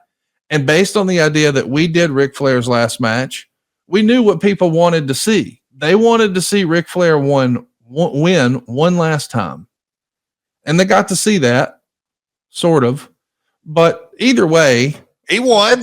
He did win. By God, he beat you fair and square, right in the middle of the ring. There was no brass knuckles involved. But this was different. That we knew going into this he wasn't going to wrestle again. So I'm with you in that he certainly could have won, but it does feel like they felt like they needed to establish the Gunther character as this unbeatable monster. John Cena has leaked in his interview, and I don't know if it was intentional or not, but that Brock is going to be finishing up in Minnesota. The idea being it would be the first time there's been a stadium show run in Minnesota this coming SummerSlam. And that, of course, is Brock Lesnar's home state. So if that's where this is going, and now Gunther could maybe have the old gunslinger notch in the belt of, I retired Goldberg, I retired John Cena, maybe I retired Brock Lesnar, because fans have been clamoring for that Lesnar-Gunther match at WrestleMania. Allegedly, it was going to happen last year. Vince had some off-the-field troubles that maybe dragged Brock into that, and the match didn't happen. But do you think that's the direction they're headed, and this is sort of the second chapter in the Gunther story? Or is there no justification for what we saw? And if you're asking fans to spend $900 a ticket and celebrate something one last time, you got to give it to them. I mean, they definitely, it feels like that's the mindset. Again, Conrad, we could be sitting here in December of 2026 and I could say, God, Jeff, what a freaking idiot you were. That this was right on track and this and that. It may be right, Conrad. I think when you take the top babyface out of the equation, and look, they've existed with him for a better part of 10 years, as far as a full-time. But this last year, they did some record numbers, increased their ticket prices, real value, real dollars to their bottom line. I think that just the not to get too much deep into the financials, but the justification of let's raise ticket prices with Cena's last year. And look, we can get into the creative all we want. What's the top three things you remember out of Cena's retirement tour? I would like to say AJ Styles match, maybe an Orton match, maybe his last match. I think most people will say the heel turn that was kind of wonky, the kind of misfire on Rock. The rapper took 2 minutes to get to the ring. And then, man, that last match when they were booing creative like crazy. I mean, that to me. And again, I can't say only because there's a personal fandom in there as well. I got a shitload of respect for John. So there is a personal, that I also think the time-honored tradition from an integrity of the industry, that's complete hogwash. But from a perspective of consumer confidence, that is my concern. Not good for the industry. That above everything else, I don't believe it was good for the industry because – okay, so Brock's got him next year, and he's going to put Brock out to pasture. Is one more ticket going to be sold next year, Brock versus Gunther? Oh, God, Gunther beats Cena. Yeah. No. They'll do a fantastic job of promoting those two bulls going against each other. And this, if he would have, got the 1, 2, 3, if Cena would have got the 1, 2, 3 on Gunther in his last match, people would have remembered Gunther in this day and age. Man, tip the cat. He gave Cena a hell of a single match on his very last match. I got a lot of respect for Gunther as the performer. I think that's the outcome that was low-hanging fruit that was right there for the whole world to see. Gunther, go kick his ass for 20 minutes and make Cena pull the best of the best of the best out of himself. And he finally one last mountain to climb. Oh my God, he beat this German that is unbelievably a badass, but you did it because you never gave up and you got your hand raised one last time. I think the buzz and the vibe and all things would have been on the up and up. And what a way to close 2025 for WWE. Well, they're closing with a lot of cash in the bank. I mean, it clearly worked financially. So again, creative is subjective. But I got to tell you, I don't know that I would have done a tournament concept for this. I don't think you're a huge fan of tournaments either. I think we want personal issues and we want stories. I would have loved for John Cena to have had a big story as opposed to the story is his last match and he failed. And I think if there was more of a story, we could have lent ourselves some surprises. Like one of the things I did like about the tournament is it afforded us the opportunity to see Dolph Ziggler again and to see Matt Cardona again. And I thought those were cool, but I could have done with some cameos in the last match. And I know that some people would say, oh, I just wanted to see, wrestling. I wanted to see a clean finish. I don't know how much of that even really matters. You sort of referenced it earlier, the old time-honored tradition. I think we've kind of moved past that at this point. And one of the things I wanted to point out is a great tweet. Go ahead. Time-honored tradition. Help me understand what I'll call it, the IWC means by that. Well, if you recall, that became a popular phrase after Bret Hart lost the title to Shawn Michaels in Survivor Series 1997. This is before Vince had just sort of leaned into all of these insider terms and started using words like that on TV. So when he did a sit-down interview with Jim Ross, he was basically saying that Bret refused to do the time-honored tradition in the business. The idea being, if you're going to leave the territory, you take care of business and you do what's right for the territory, even if it means your contract's up and you get humiliated in a Good Housekeeping match and lose to a woman and you're covered in flour and eggs and everything else and you got hit over the head with a damn ironing board. You do what's best for the territory. And a friend of mine did all of that. And it was because he was leaving the territory and he wanted to do what was right for the business. So I'm sure that's where John Cena, being an old school fan himself, he wanted to put somebody over. Hell, you'll recall Flair was desperate to say, I have to lose. I have to lose. I can't win. I can't win. But he did win because that's what fans wanted to see. And that's where I'm getting to. I think the time-honored tradition thing is kind of overplayed and overhyped because that's not the way this was promoted. Like, go ahead. It's crazy, Connie. Time-honored tradition. Bret was leaving for WCW in the quasi prime of his career, or certainly he's a main eventer. I left putting China over because I couldn't look at myself in the mirror or my dad or my grandmother, and also got paid, but it was the right thing to do. Cena's not leaving. He's not leaving. He's not going to wrestle. He's not leaving the brand. He's gone on record. He's going to be an ambassador. So it's the last match. Who just this year alone he put over Dom. Like it was over the last 4 or 5 years. I think there's a stat. He's won about 50, 60, 70%. I think it goes without record. The guy that you have, there's a couple of people online that talked about all the different jobs he's done through the years. John is a giver. And even if he wanted to lose, he's never been in creative, and he's been a unbelievable main eventer. It's like in the music industry, and I've got some insider knowledge on this, but I'm a huge junkie. I love entertainment. I love the music business, not as much as I love wrestling, but I love kind of the inside stories of music as well. And they will tell you that a performer, when they start producing themselves solely, look, you've got folks in Hollywood that are writer, director, and lead actor. And you also have it in the music business. Toby was a perfect example. I could go on and on and on. But when you are the front man and front and center you always have a whisper in your ear that you got to lean into and say, hey, this is really probably the best decision. It's up to you, but it's probably, and maybe that happened. Maybe Bruce pulled him aside. Maybe Hunter pulled him aside. Maybe others pulled him aside and said, John, you really need to win. I don't know that happened or not.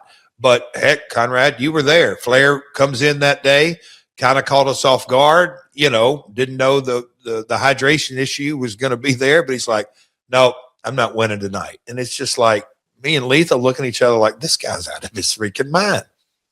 We're going to do the whole building. It's Ric Flair and others. Saturday night, it was John Cena and others. Like the time-honored tradition is in the ultimate payoff of a program, not just the world title or a tag title or a personal issue, whatever it is. But if you're truly blowing off a program, the time-honored tradition is the babyface gets his hand raised and the heel disappears and the babyface wins. That's time-honored tradition. The babyface wins the blow-off. Conrad, you got me all wound up. It's just it's nonsense. Coach Rosie is with us here live, and he said, I wanted Flair to win. I paid a lot of money to be front row, and I wanted to see my childhood favorite win one last time. I think the fans in the arena would agree. Even Barstool Sports pointed this out. They actually covered this, and there was a clip right after the show. I mean, you could hear it coming through the Peacock broadcast, but we've actually got a fan video of what it sounded like as the fans were chanting at WWE Creative and the powers that be. Let's take a listen.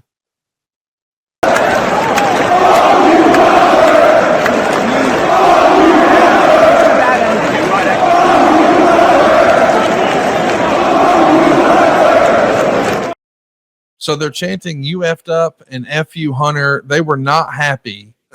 And the conversation has continued online. A great close personal friend, at least on social media, Andrew Dice Clay, one of mine and your favorites. Dice fan. He took to Twitter and he said, the biggest worry about WWE's booking in 2025 is there's two storylines any fan could book great just through sheer passion, imagination, and love of the game.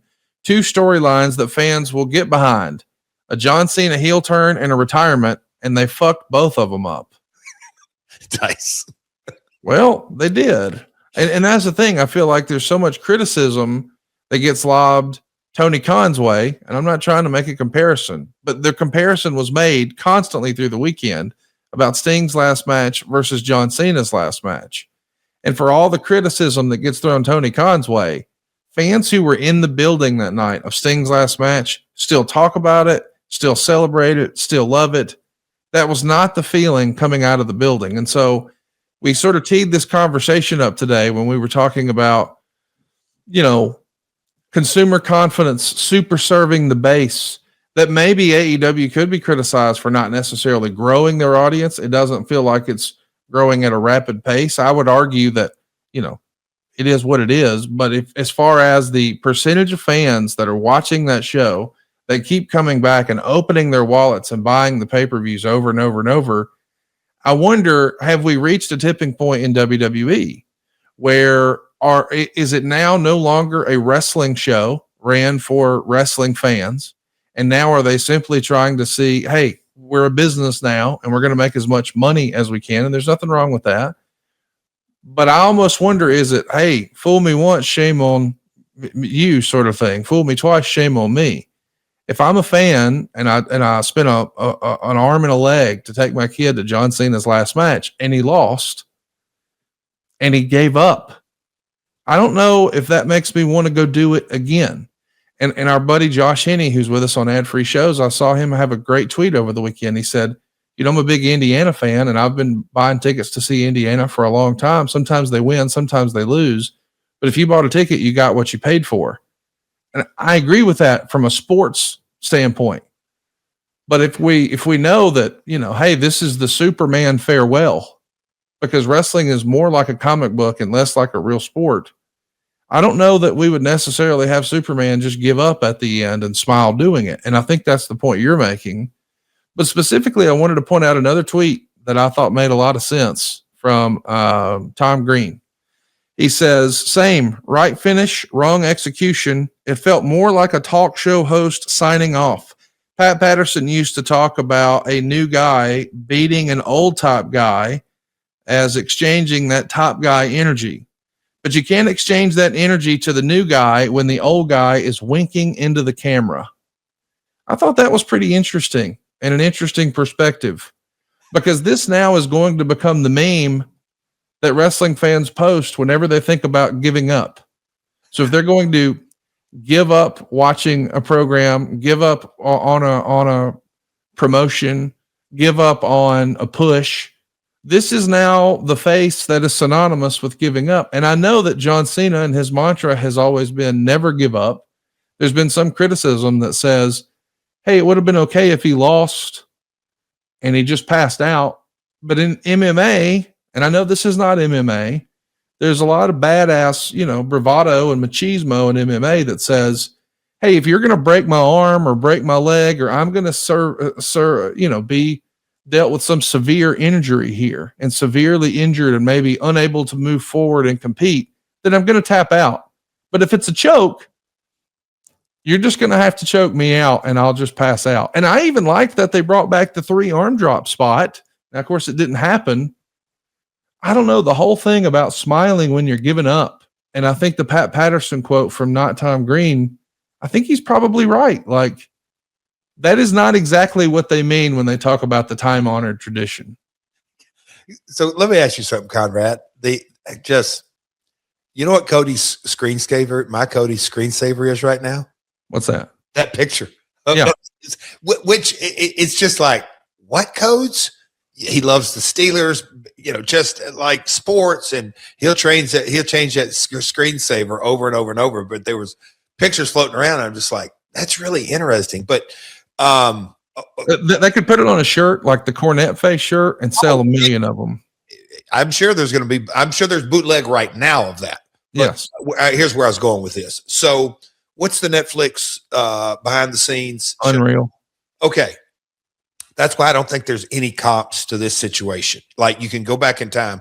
There's just not a comp. The Montreal screw job, there's different variations, but man, on a pay-per-view, Monday Night Wars, it's really hard to figure out a comp for that as well, because so much was into it. I don't think there's a comp here, but with that show being on and talked about, the Wizard of Oz, well, currently the Wizard of Oz is Ari, Nick Khan, and Hunter. And Hunter's the face of that. So you have to think. I'm just trying to think through TKO. What is the only time that a genuine, because I think that's a phony smile from Cena. I think that's, a working smile. The only genuine smile after the 1, 2, 3 in a lot of ways when that video played was when Vince was showed. Were you surprised that they showed Vince? I'm disappointed that there wasn't more, but I get it politically. I get it, but no, maybe a little bit. But supposedly there was a smile and a nice reaction out of that, which doesn't shock me at all. But for us to sit here and talk about it, for us to go down different rabbit holes, was this in a way this decision made, let's once and for all get rid of Vince McMahon in anything attached to him and just be done with him. Now, I know that. Oh, you don't mean that. I would just because, but I know that's what that doesn't make sense, because Cena's going to come back as an ambassador. I'm still trying to figure out, are they really leaning in? This was their best finish because it's a time-honored tradition. That's the only answer I can come up with, right? Well, let me say this. Somebody that you and I are friends with, and we've mentioned this a few weeks ago, said, hey, WWE today feels like how I imagined WCW felt in 1998. Another friend of mine said that a lot of times it feels like creative is basically saying, hey, let's just get through tonight. And I feel like when you start making decisions based on, hey, let's just get through tonight, the result of that line of thinking is the 2025 John Cena retirement tour.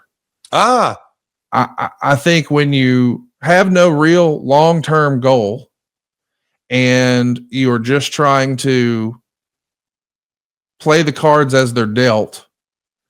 And I know this probably isn't fair. I appreciate that John Cena has consistently said, like your old buddy Dutch Mantell would say, and I never heard Dutch say this because I've never hung out with Dutch like you have, but apparently he used to say it pretty often in the backstage area whenever a talent would be critical of a piece of creative or they were questioning why they were doing it. You would say that old Dutch would say, guys, you just need to run the play. And so John Cena has run the play here, but I almost wonder, should he have?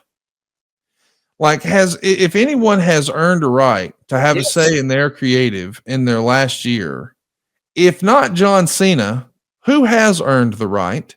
And I know that sometimes people get critical. And Bruce recently, we did a podcast, he and I did, about John Cena. And he said, never did he ever see John Cena try to bury someone or hurt someone's push or play politics. And of course, the Boo Birds came out and said, Nexus, Nexus, Nexus, Nexus, Nexus. And I had to remind them, Bruce wasn't there for that. So we don't know what, and you weren't there either. We don't know what did or didn't happen. But I'm just thinking, boy, if you're John Cena, you got a lot of leverage here. And you could have very easily said, hey, here's what I'd kind of like to do. And I don't think that WWE was in a position to say, well, that's not what we want to do, and here's why, or you're going to do this. I think it would have been more collaborative than maybe it normally would have been. Now, I say that once Rock had removed himself. Let's not pretend that Rock doesn't have a trump card over John Cena, and we all know it. So I think that John Cena was probably dictated to a little bit on the Elimination Chamber heel turn thing, but it does feel like from SummerSlam forward, he could have used his influence a little differently. And maybe he tried with the whole, we're going to do a tournament and we're going to showcase new talent and blah, blah, blah. But in the end, it felt like there was no major story for this match.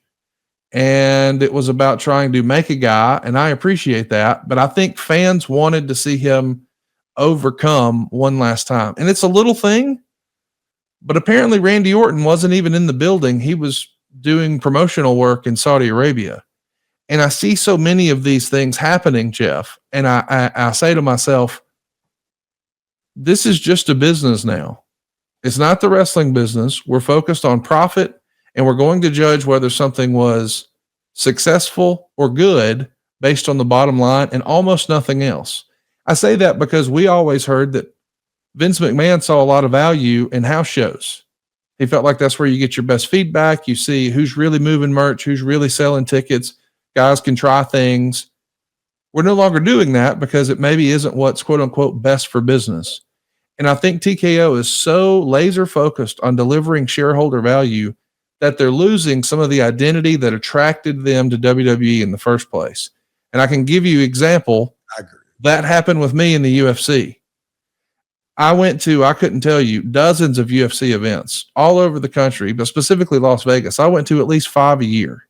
Oh, wow. And I had parties at my house where my extended friends, my family, guys from the office, we would all get together and I would have the UFC on every TV in my house and we would have it catered. I mean, it was an event.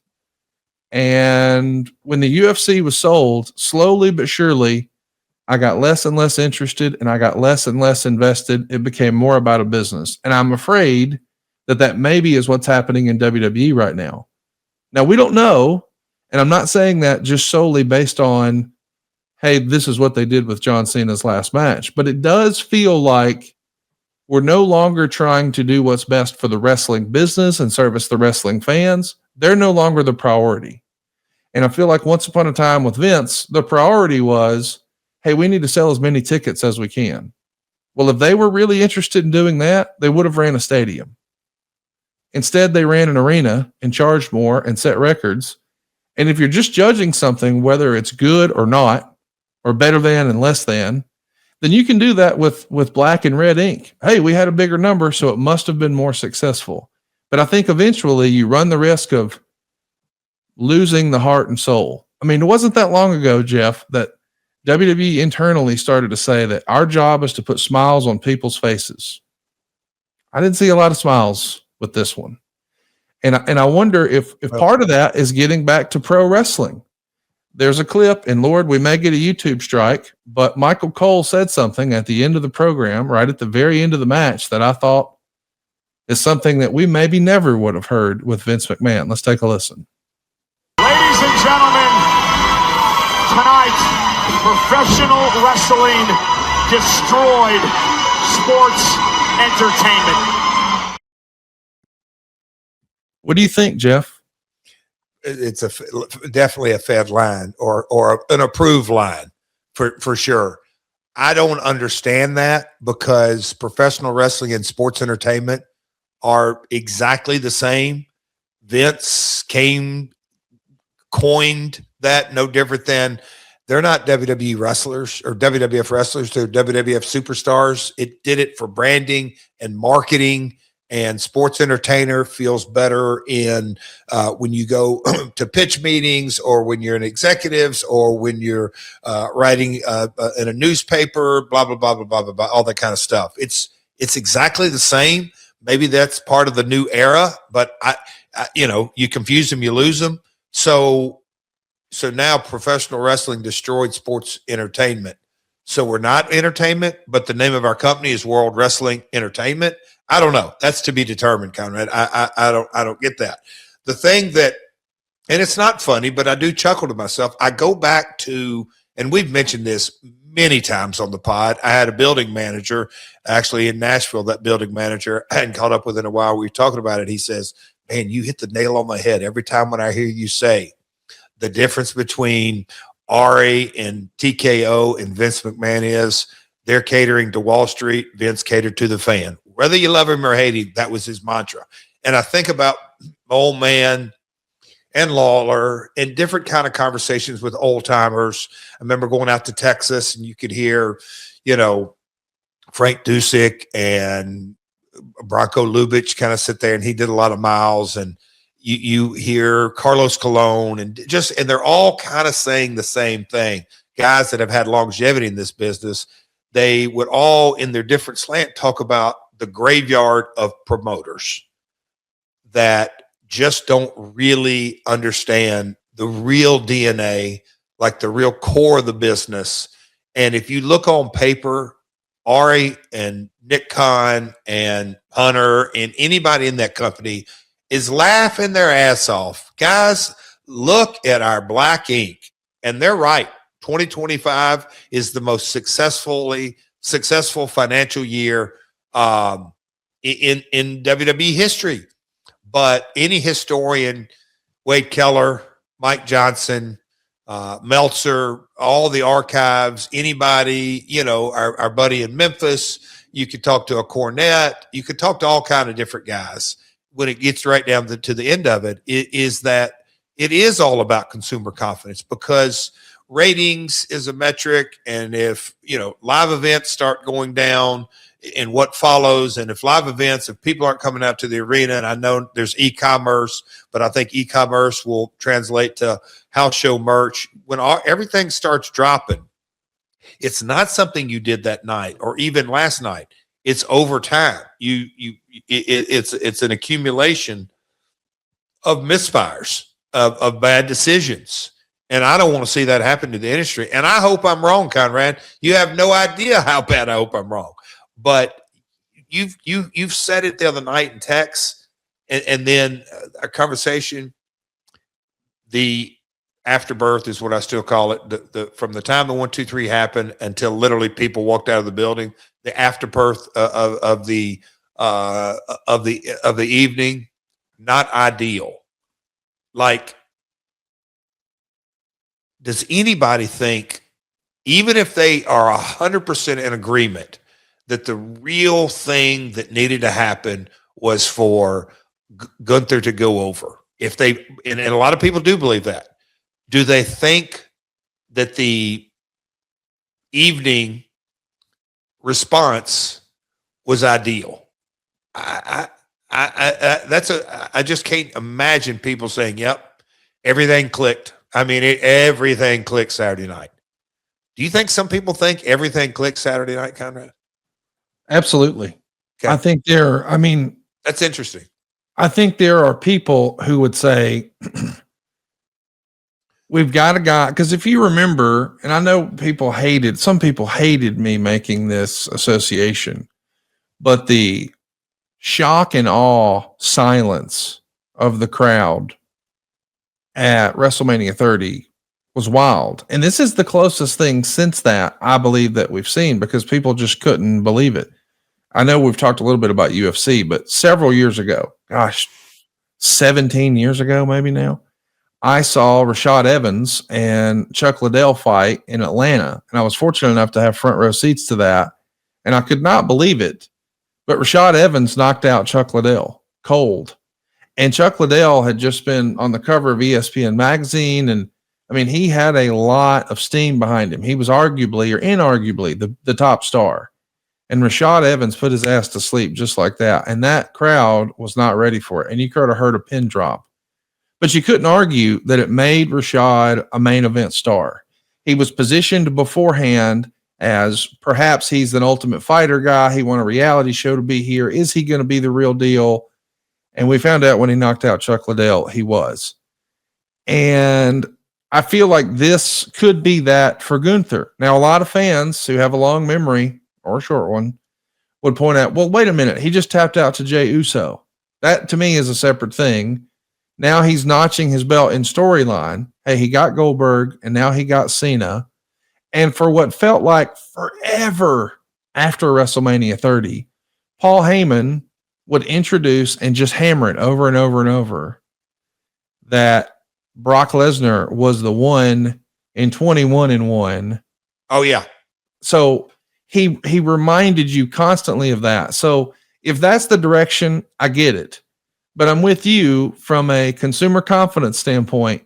I do think there's a tipping point of, if I keep investing money and I keep getting more and more frustrated and I don't like what I'm doing and I'm not happy with it, I'm less likely to buy the second time, because at this point, there's no way to really pay it off. I do want to ask you, I know we're splitting hairs and we've talked a lot about this match, maybe more than any other match we've ever talked about, but it is consequential. This is the biggest star of the last 20 years and he's called it a career. So I think it's warranted. The never give up thing has been a mantra. And there's a lady who I'm sure you're familiar with, Jessie, who has been a lifelong wrestling fan. And she's at a lot of our early StarCast events. And she's been going through some serious health challenges. And she posted a selfie of her in a hospital bed. And it said, basically, thank you, John Cena, for reminding me or letting me know that sometimes it is okay to give up. Now, of course, that's tongue in cheek. But I think there was some criticism that said, hey, if he just went to sleep and he didn't tap out, then he could have continued to say and make that a part of his mantra as an ambassador moving forward and in other areas, that he never gave up. And I know that's silly, but even a guy like Tully Blanchard, every now and again, will say in his match with Magnum TA, the I Quit match from years ago at Starrcade, I never said I quit. I said yes. He didn't say I quit. I think that's interesting. If you were going to do this finish and the decision was made, Gunther up, Cena down, would you have had him tap or pass out, or does it make a difference? Pass out. Pass out. I mean, and I think you would have gotten. I think you would have at least gotten a lot closer down that road, in that he didn't give up. The referee made a call. I mean, no, you can't do an Arnold Skull and throw in the white towel, but it takes it off of John and the smile. And I still haven't heard anything that makes me go, oh, that's why he smiled. Like, insider of all insider. And maybe they're going to cover it on the Netflix show. I don't know. I don't know what that payoff is, but the smiling and they had just done the sleeper spot, Conrad, like he came to life and then all of a sudden he grins and taps. It's such an emotional disconnect. And I think a lot of it resulted in that moment when you do the right finish that clicks the right way and it's the right screw finish. I use this analogy. I don't know if I shared this with you, Conrad, but do you know, and this Well, I'll let you decide if this kind of translates. But you talk about a time-honored tradition. When you have a screw finish or a heel going over, the referee has to be in the right place at the right time with the right mannerisms and almost just be an instrument of the match, that the best referees in the world are ones that you don't even know they're there. They're just carrying out, and they're a means to the ends of this story that we're telling, in that that's the perfect finish with the heel going over, is that the people don't even really, it doesn't even really matter who counted, how they counted. Just the ref counted 1, 2, 3, and the heat gets all the heel. The heel gets all the heat. If you do it 180 the other way, Conrad, and the referee, even though the heel had the chain, or the heel put the foot on the ropes, or the heel, whatever it may be, and the heel's going over, if the referee sees it or is involved with it or is a part of it, and this is what I've been screamed at by a few folks. Lawler was the first one that really lit my ass up, but I've heard it. You talk about different territories and different times, and heel referees in territories get so much heat on them, they got to move them on, because you just don't want that. That's the other thing that I kind of thought of yesterday was, Conrad, in that Gunther, he got some heat. There's no doubt about it. He's going to have some heat coming out of this. But when Hunter came through the curtain, he's the face of creative. I'm not saying he made the decision. I'm not going to buy it that he was singly his decision. I will never buy that. He's been around too long. But if he comes through the curtain and they booed the shit out of him, it's almost as if like he got that ref heat, and ref heat don't draw money. It never have and never will. I'm almost seeing that analogy that sure, Gunther's going to get some heat, but the real heat out of that match was on creative, and that doesn't draw money. It never have, never will. And that's kind of, and so that's where the smile, the disconnect, the Netflix pulling the curtain back show, where we're at in 2025, top baby face, unparalleled run, never give up, through it all, had a kind of a up and down year, and we're going to end box office attraction, set arena record, and that's the last time we see him in the match. It just doesn't add up, Conrad. Does the ref analogy make sense to you? No, it makes total sense. And I think that time will tell. You and I have freestyled. I don't know if we've said it on the program or off the program. I think WWE's numbers this year have been carried by the John Cena retirement tour. And I think there is some frustration. Like in an alternate universe, it feels like you could have loaded up the undercard with a lot of great story instead of it being sort of cold matches like Oba and John Cena and Cody thrown together. But even the main event didn't have a lot of story. And the story of John Cena is, here's this guy who inspires people and never gives up and blah, blah, blah. I kind of thought the smile was him, because if you hear John Cena's interviews, you see John Cena doing a lot of philosophical speak about the way he views life, and he just takes it as it comes. And it's all very healthy, and it's clear that he's done a lot of reading and learning and listening and counseling, and he's very in touch with himself and what he wants, and has a very healthy outlook on life. But he also served as an inspiration for people who did have challenges in their life to never give up. And I wonder if that was tarnished a little bit. And I wonder if we'll ever hear that from John Cena. I don't know. Time will tell. But I think next year, WWE is going to be in a precarious spot. Can they keep this retirement thing going and maybe do something with AJ and do something with Brock Lesnar? There's rumor and innuendo that there may be other people coming in who may be looking at doing a retirement tour. But I hope that if they do that, it's done with a little more thought than maybe the John Cena retirement tour was. And I've heard that, with all due respect. I love AJ. I love AJ. And Brock, like they'll never make another Brock in this industry just because of he was at the time that he became UFC champion.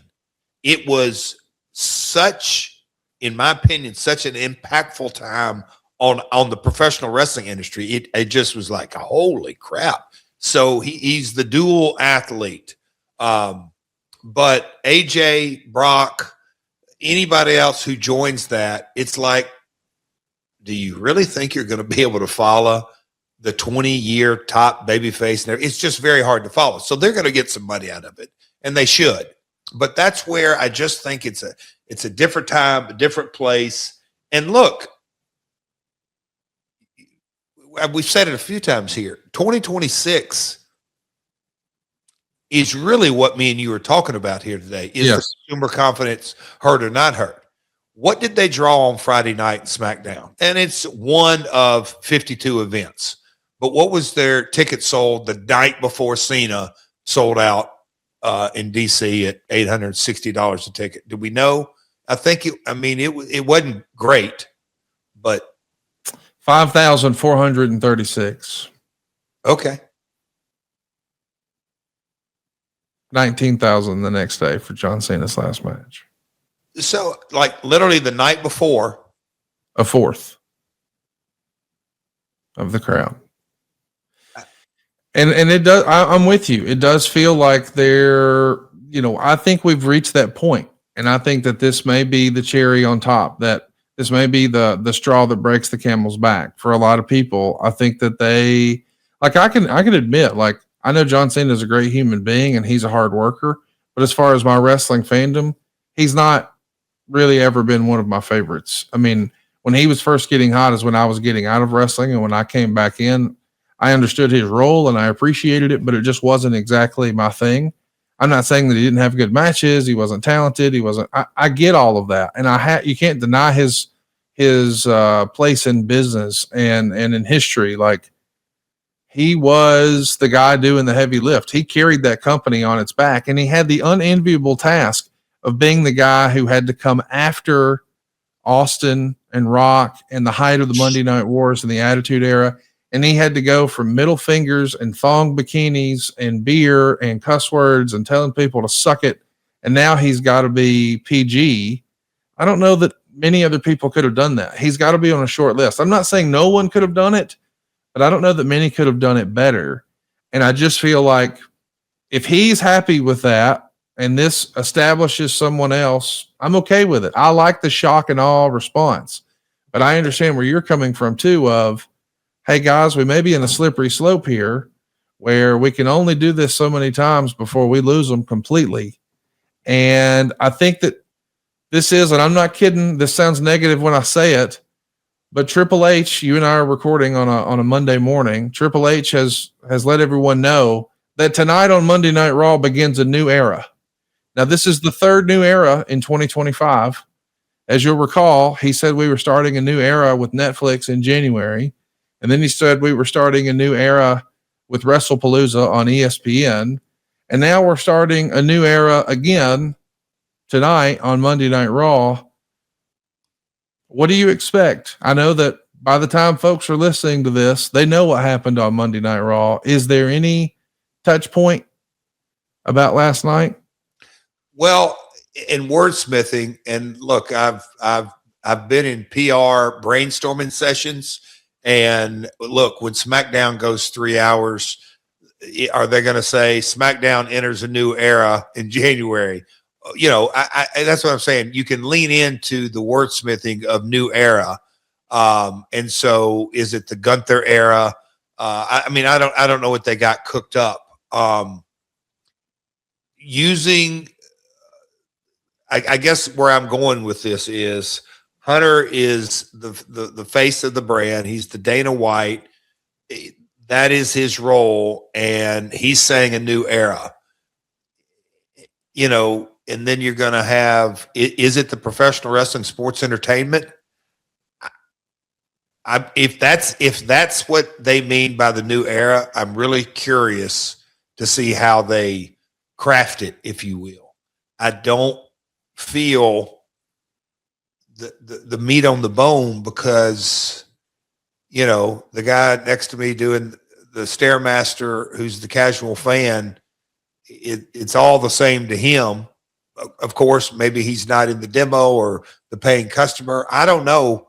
Like, how do you really under promise and over deliver on a new era? I don't know. I mean, Conrad, do you have any gut instinct on what that means, new era? I think he's trying to get people to watch the program. I think a lot of WWE creatively right now feels like, hey, let's get through tonight. And I think that maybe that exists because of what you started the program with. And I don't know that enough people are talking about this. It feels, and again, I'm not there, you're not there. It does feel like it's more booking by committee. Yes. Maybe it has been in a long, long time. So if we can't get everyone on the same page and we can't agree about the long-term plans, then maybe we just say, hey, let's just get through tonight. And look, I'm as guilty can be. Thank goodness for Conrad Thompson talking me doing into this podcast, but there's things that I don't even share on the pod because it is inside baseball. I may not articulate, I may indict some folks, but you just have so many blueprints of whether it's Jerry Jarrett or Jerry Lawler and they're trading off, or whether it's Dusty or George Scott or any of the bookers of the past. But at the very top of that is Vince's single-mindedness vision, and the buck stopped with him, and he had a vision for it, and love him or hate him or despise him or worship him or anything in between. Vince, especially even when he went public, because he owned still owned all the stock. He truly made the decision what is best for the brand, because what's best for the brand is best for Vince's back pocket, period. No ifs, ands, or buts. And so that's how decisions were made. I just don't think that environment exists at all. And so then there's, let's just get through the night by committee booking. That's not good, Ari. What do you think, John? What do you think John Cena's last match would have looked like if Vince McMahon were still there? Because I was asked that a couple of times yesterday via text, boyfriends and daughters and all kind of things. And I said, look, let's just pick a heel. And then as I kept going back and forth with a couple of different people, I said, let's just go with Gunther. Who is the heel that we want to give the most rub to? And maybe it is Gunther. If that's him, I wish they would have done a storyline. And I don't, maybe after WrestlePalooza, whatever kind of let's do the last 12-week run, but do some kind of major, Conrad, do a heat angle, maybe even injure him, and Cena's going to have to finish the rest of the year on the shelf. He can't really fit it because he's hurt, and then he's going to get an MRI scan, some type of personal issue. And you alluded to it, but some type of truly personal issue between Cena and a monster heel, and build it and build it and build it and build it and build it and build it. And the guy challenged Cena to an I Quit match, and Cena gets, let's just say they did an injury angle on his elbow or arm or something like that, and the guy gets him some key lock or whatever it is. That all this, and oh my God, he's going to break his arm. And Cena, there's a whole backstory to this injury, and Cena truly never ever gives up. And out of the blue, Cena gets his crossface, his submissions he's used through the years, and he hooks it on one last time, and the guy taps, and Cena gets his hand raised, and I just think he wins. However John wants to do it, but I would demand almost let him get his hand raised and people come out and cheer for him, and he goes to get out of the ring, and the talent won't let him out, and Cody won't let him out, and CM Punk won't let him out, and other top baby faces are around the ring, and they hand Cena the mic and let Cena close it, because he's one of the best talkers this business has ever had, and let Cena have a signature go home of all go home for now. Thank you. Good night. Lights out. It is interesting that we didn't get like a big time farewell promo from John, don't you think? Obviously, and I get it, they were not interested in that at all from a creative standpoint, like at all. I thought it was interesting. There was no big promo for him to say goodbye. I also thought it was interesting that even when they did the opening for the show, the whole goat, it was voiced over by Triple H. I thought that was interesting that it wasn't, I don't know, another coworker, another wrestler, the AI James Earl Jones. I don't know. It was interesting. I know people are going to be discussing it for a long, long time. We want to know what you guys think. Let us know in the comments below. I'm sure there'll be lots more to talk about this in the coming weeks, because I have a feeling that as we get further and further away from this event, more and more details will come out. Yeah. And people love to sort of guess. I will say though, Jeff, immediately after John Cena's last match and in between matches, I have to admit, I was flipping over on pay-per-view. And then at the end of the night, when John Cena was finished, my household switched it to Redneck Brawl. And it was without question the highlight of the night. So if you haven't checked out Redneck Brawl, I recommend it. If you get a little frustrated with your WWE programming, seeing a couple of hillbillies try to knock each other out, boy, that's just what we needed. Was that on pay-per-view? Oh, hell yeah. So just traditional pay-per-view, call your local cable and satellite operator? No, I mean, I downloaded an app and I clicked the button, but yeah, Redneck Brawl was. You need a pal, make it easy to buy from. Wesley has another tweet he wants to share with us. He's filling in for us today. I thought this was pretty good. From an Eagles fan, John Cena graduated high school, played college football, became a bodybuilder, joined the WWE, became the top star in the company, went to Hollywood, and retired from WWE after a 23-year career, all before the Cowboys made it back to an NFC Championship game. That is priceless. I knew you would love that. Hey, Gary Jones shot him in the box last when they played Vikes. Oh boy. Anyway, he's laughing. Bank too. We asked some other Hall of Famers before we clicked record today what they thought about John Cena's last match, and I got a tweet that says, "Can't blame Hunter. John agreed to it. Right guy won. Not sure a superhero taps out. I'm begging these motherfuckers to quit saying shit like time-honored tradition. Takes all the heat off of Gunther. When asked about the finish, they all go into all kinds of bullshit about creative and put the heat on the only heel you have. Like, what in the living fuck? You got one heel and you take all this heat by explaining it's a creative decision. You got a guy people are calling the GOAT get beat in his final match, and the talk is about Hunter. Hunter should have diverted every question to Gunther or about Gunther. What a complete waste, but there's still time to salvage it." I asked Ric Flair, "What'd you think of the Cena finish?" He said, "I hated it." I said, "What would you have done?" And he said, "Have him win." Duh. I asked Tony Schiavone, "What'd you think of the Cena finish?" And he says, "I have no idea what happened, and I wouldn't have watched it at gunpoint." But I hope everyone involved in that match had a good time. So, of course, Tony Schiavone is on European time working for AEW, and as a rule of thumb, does not watch WWE programming, but you can always count on Tony to bring some levity to the program.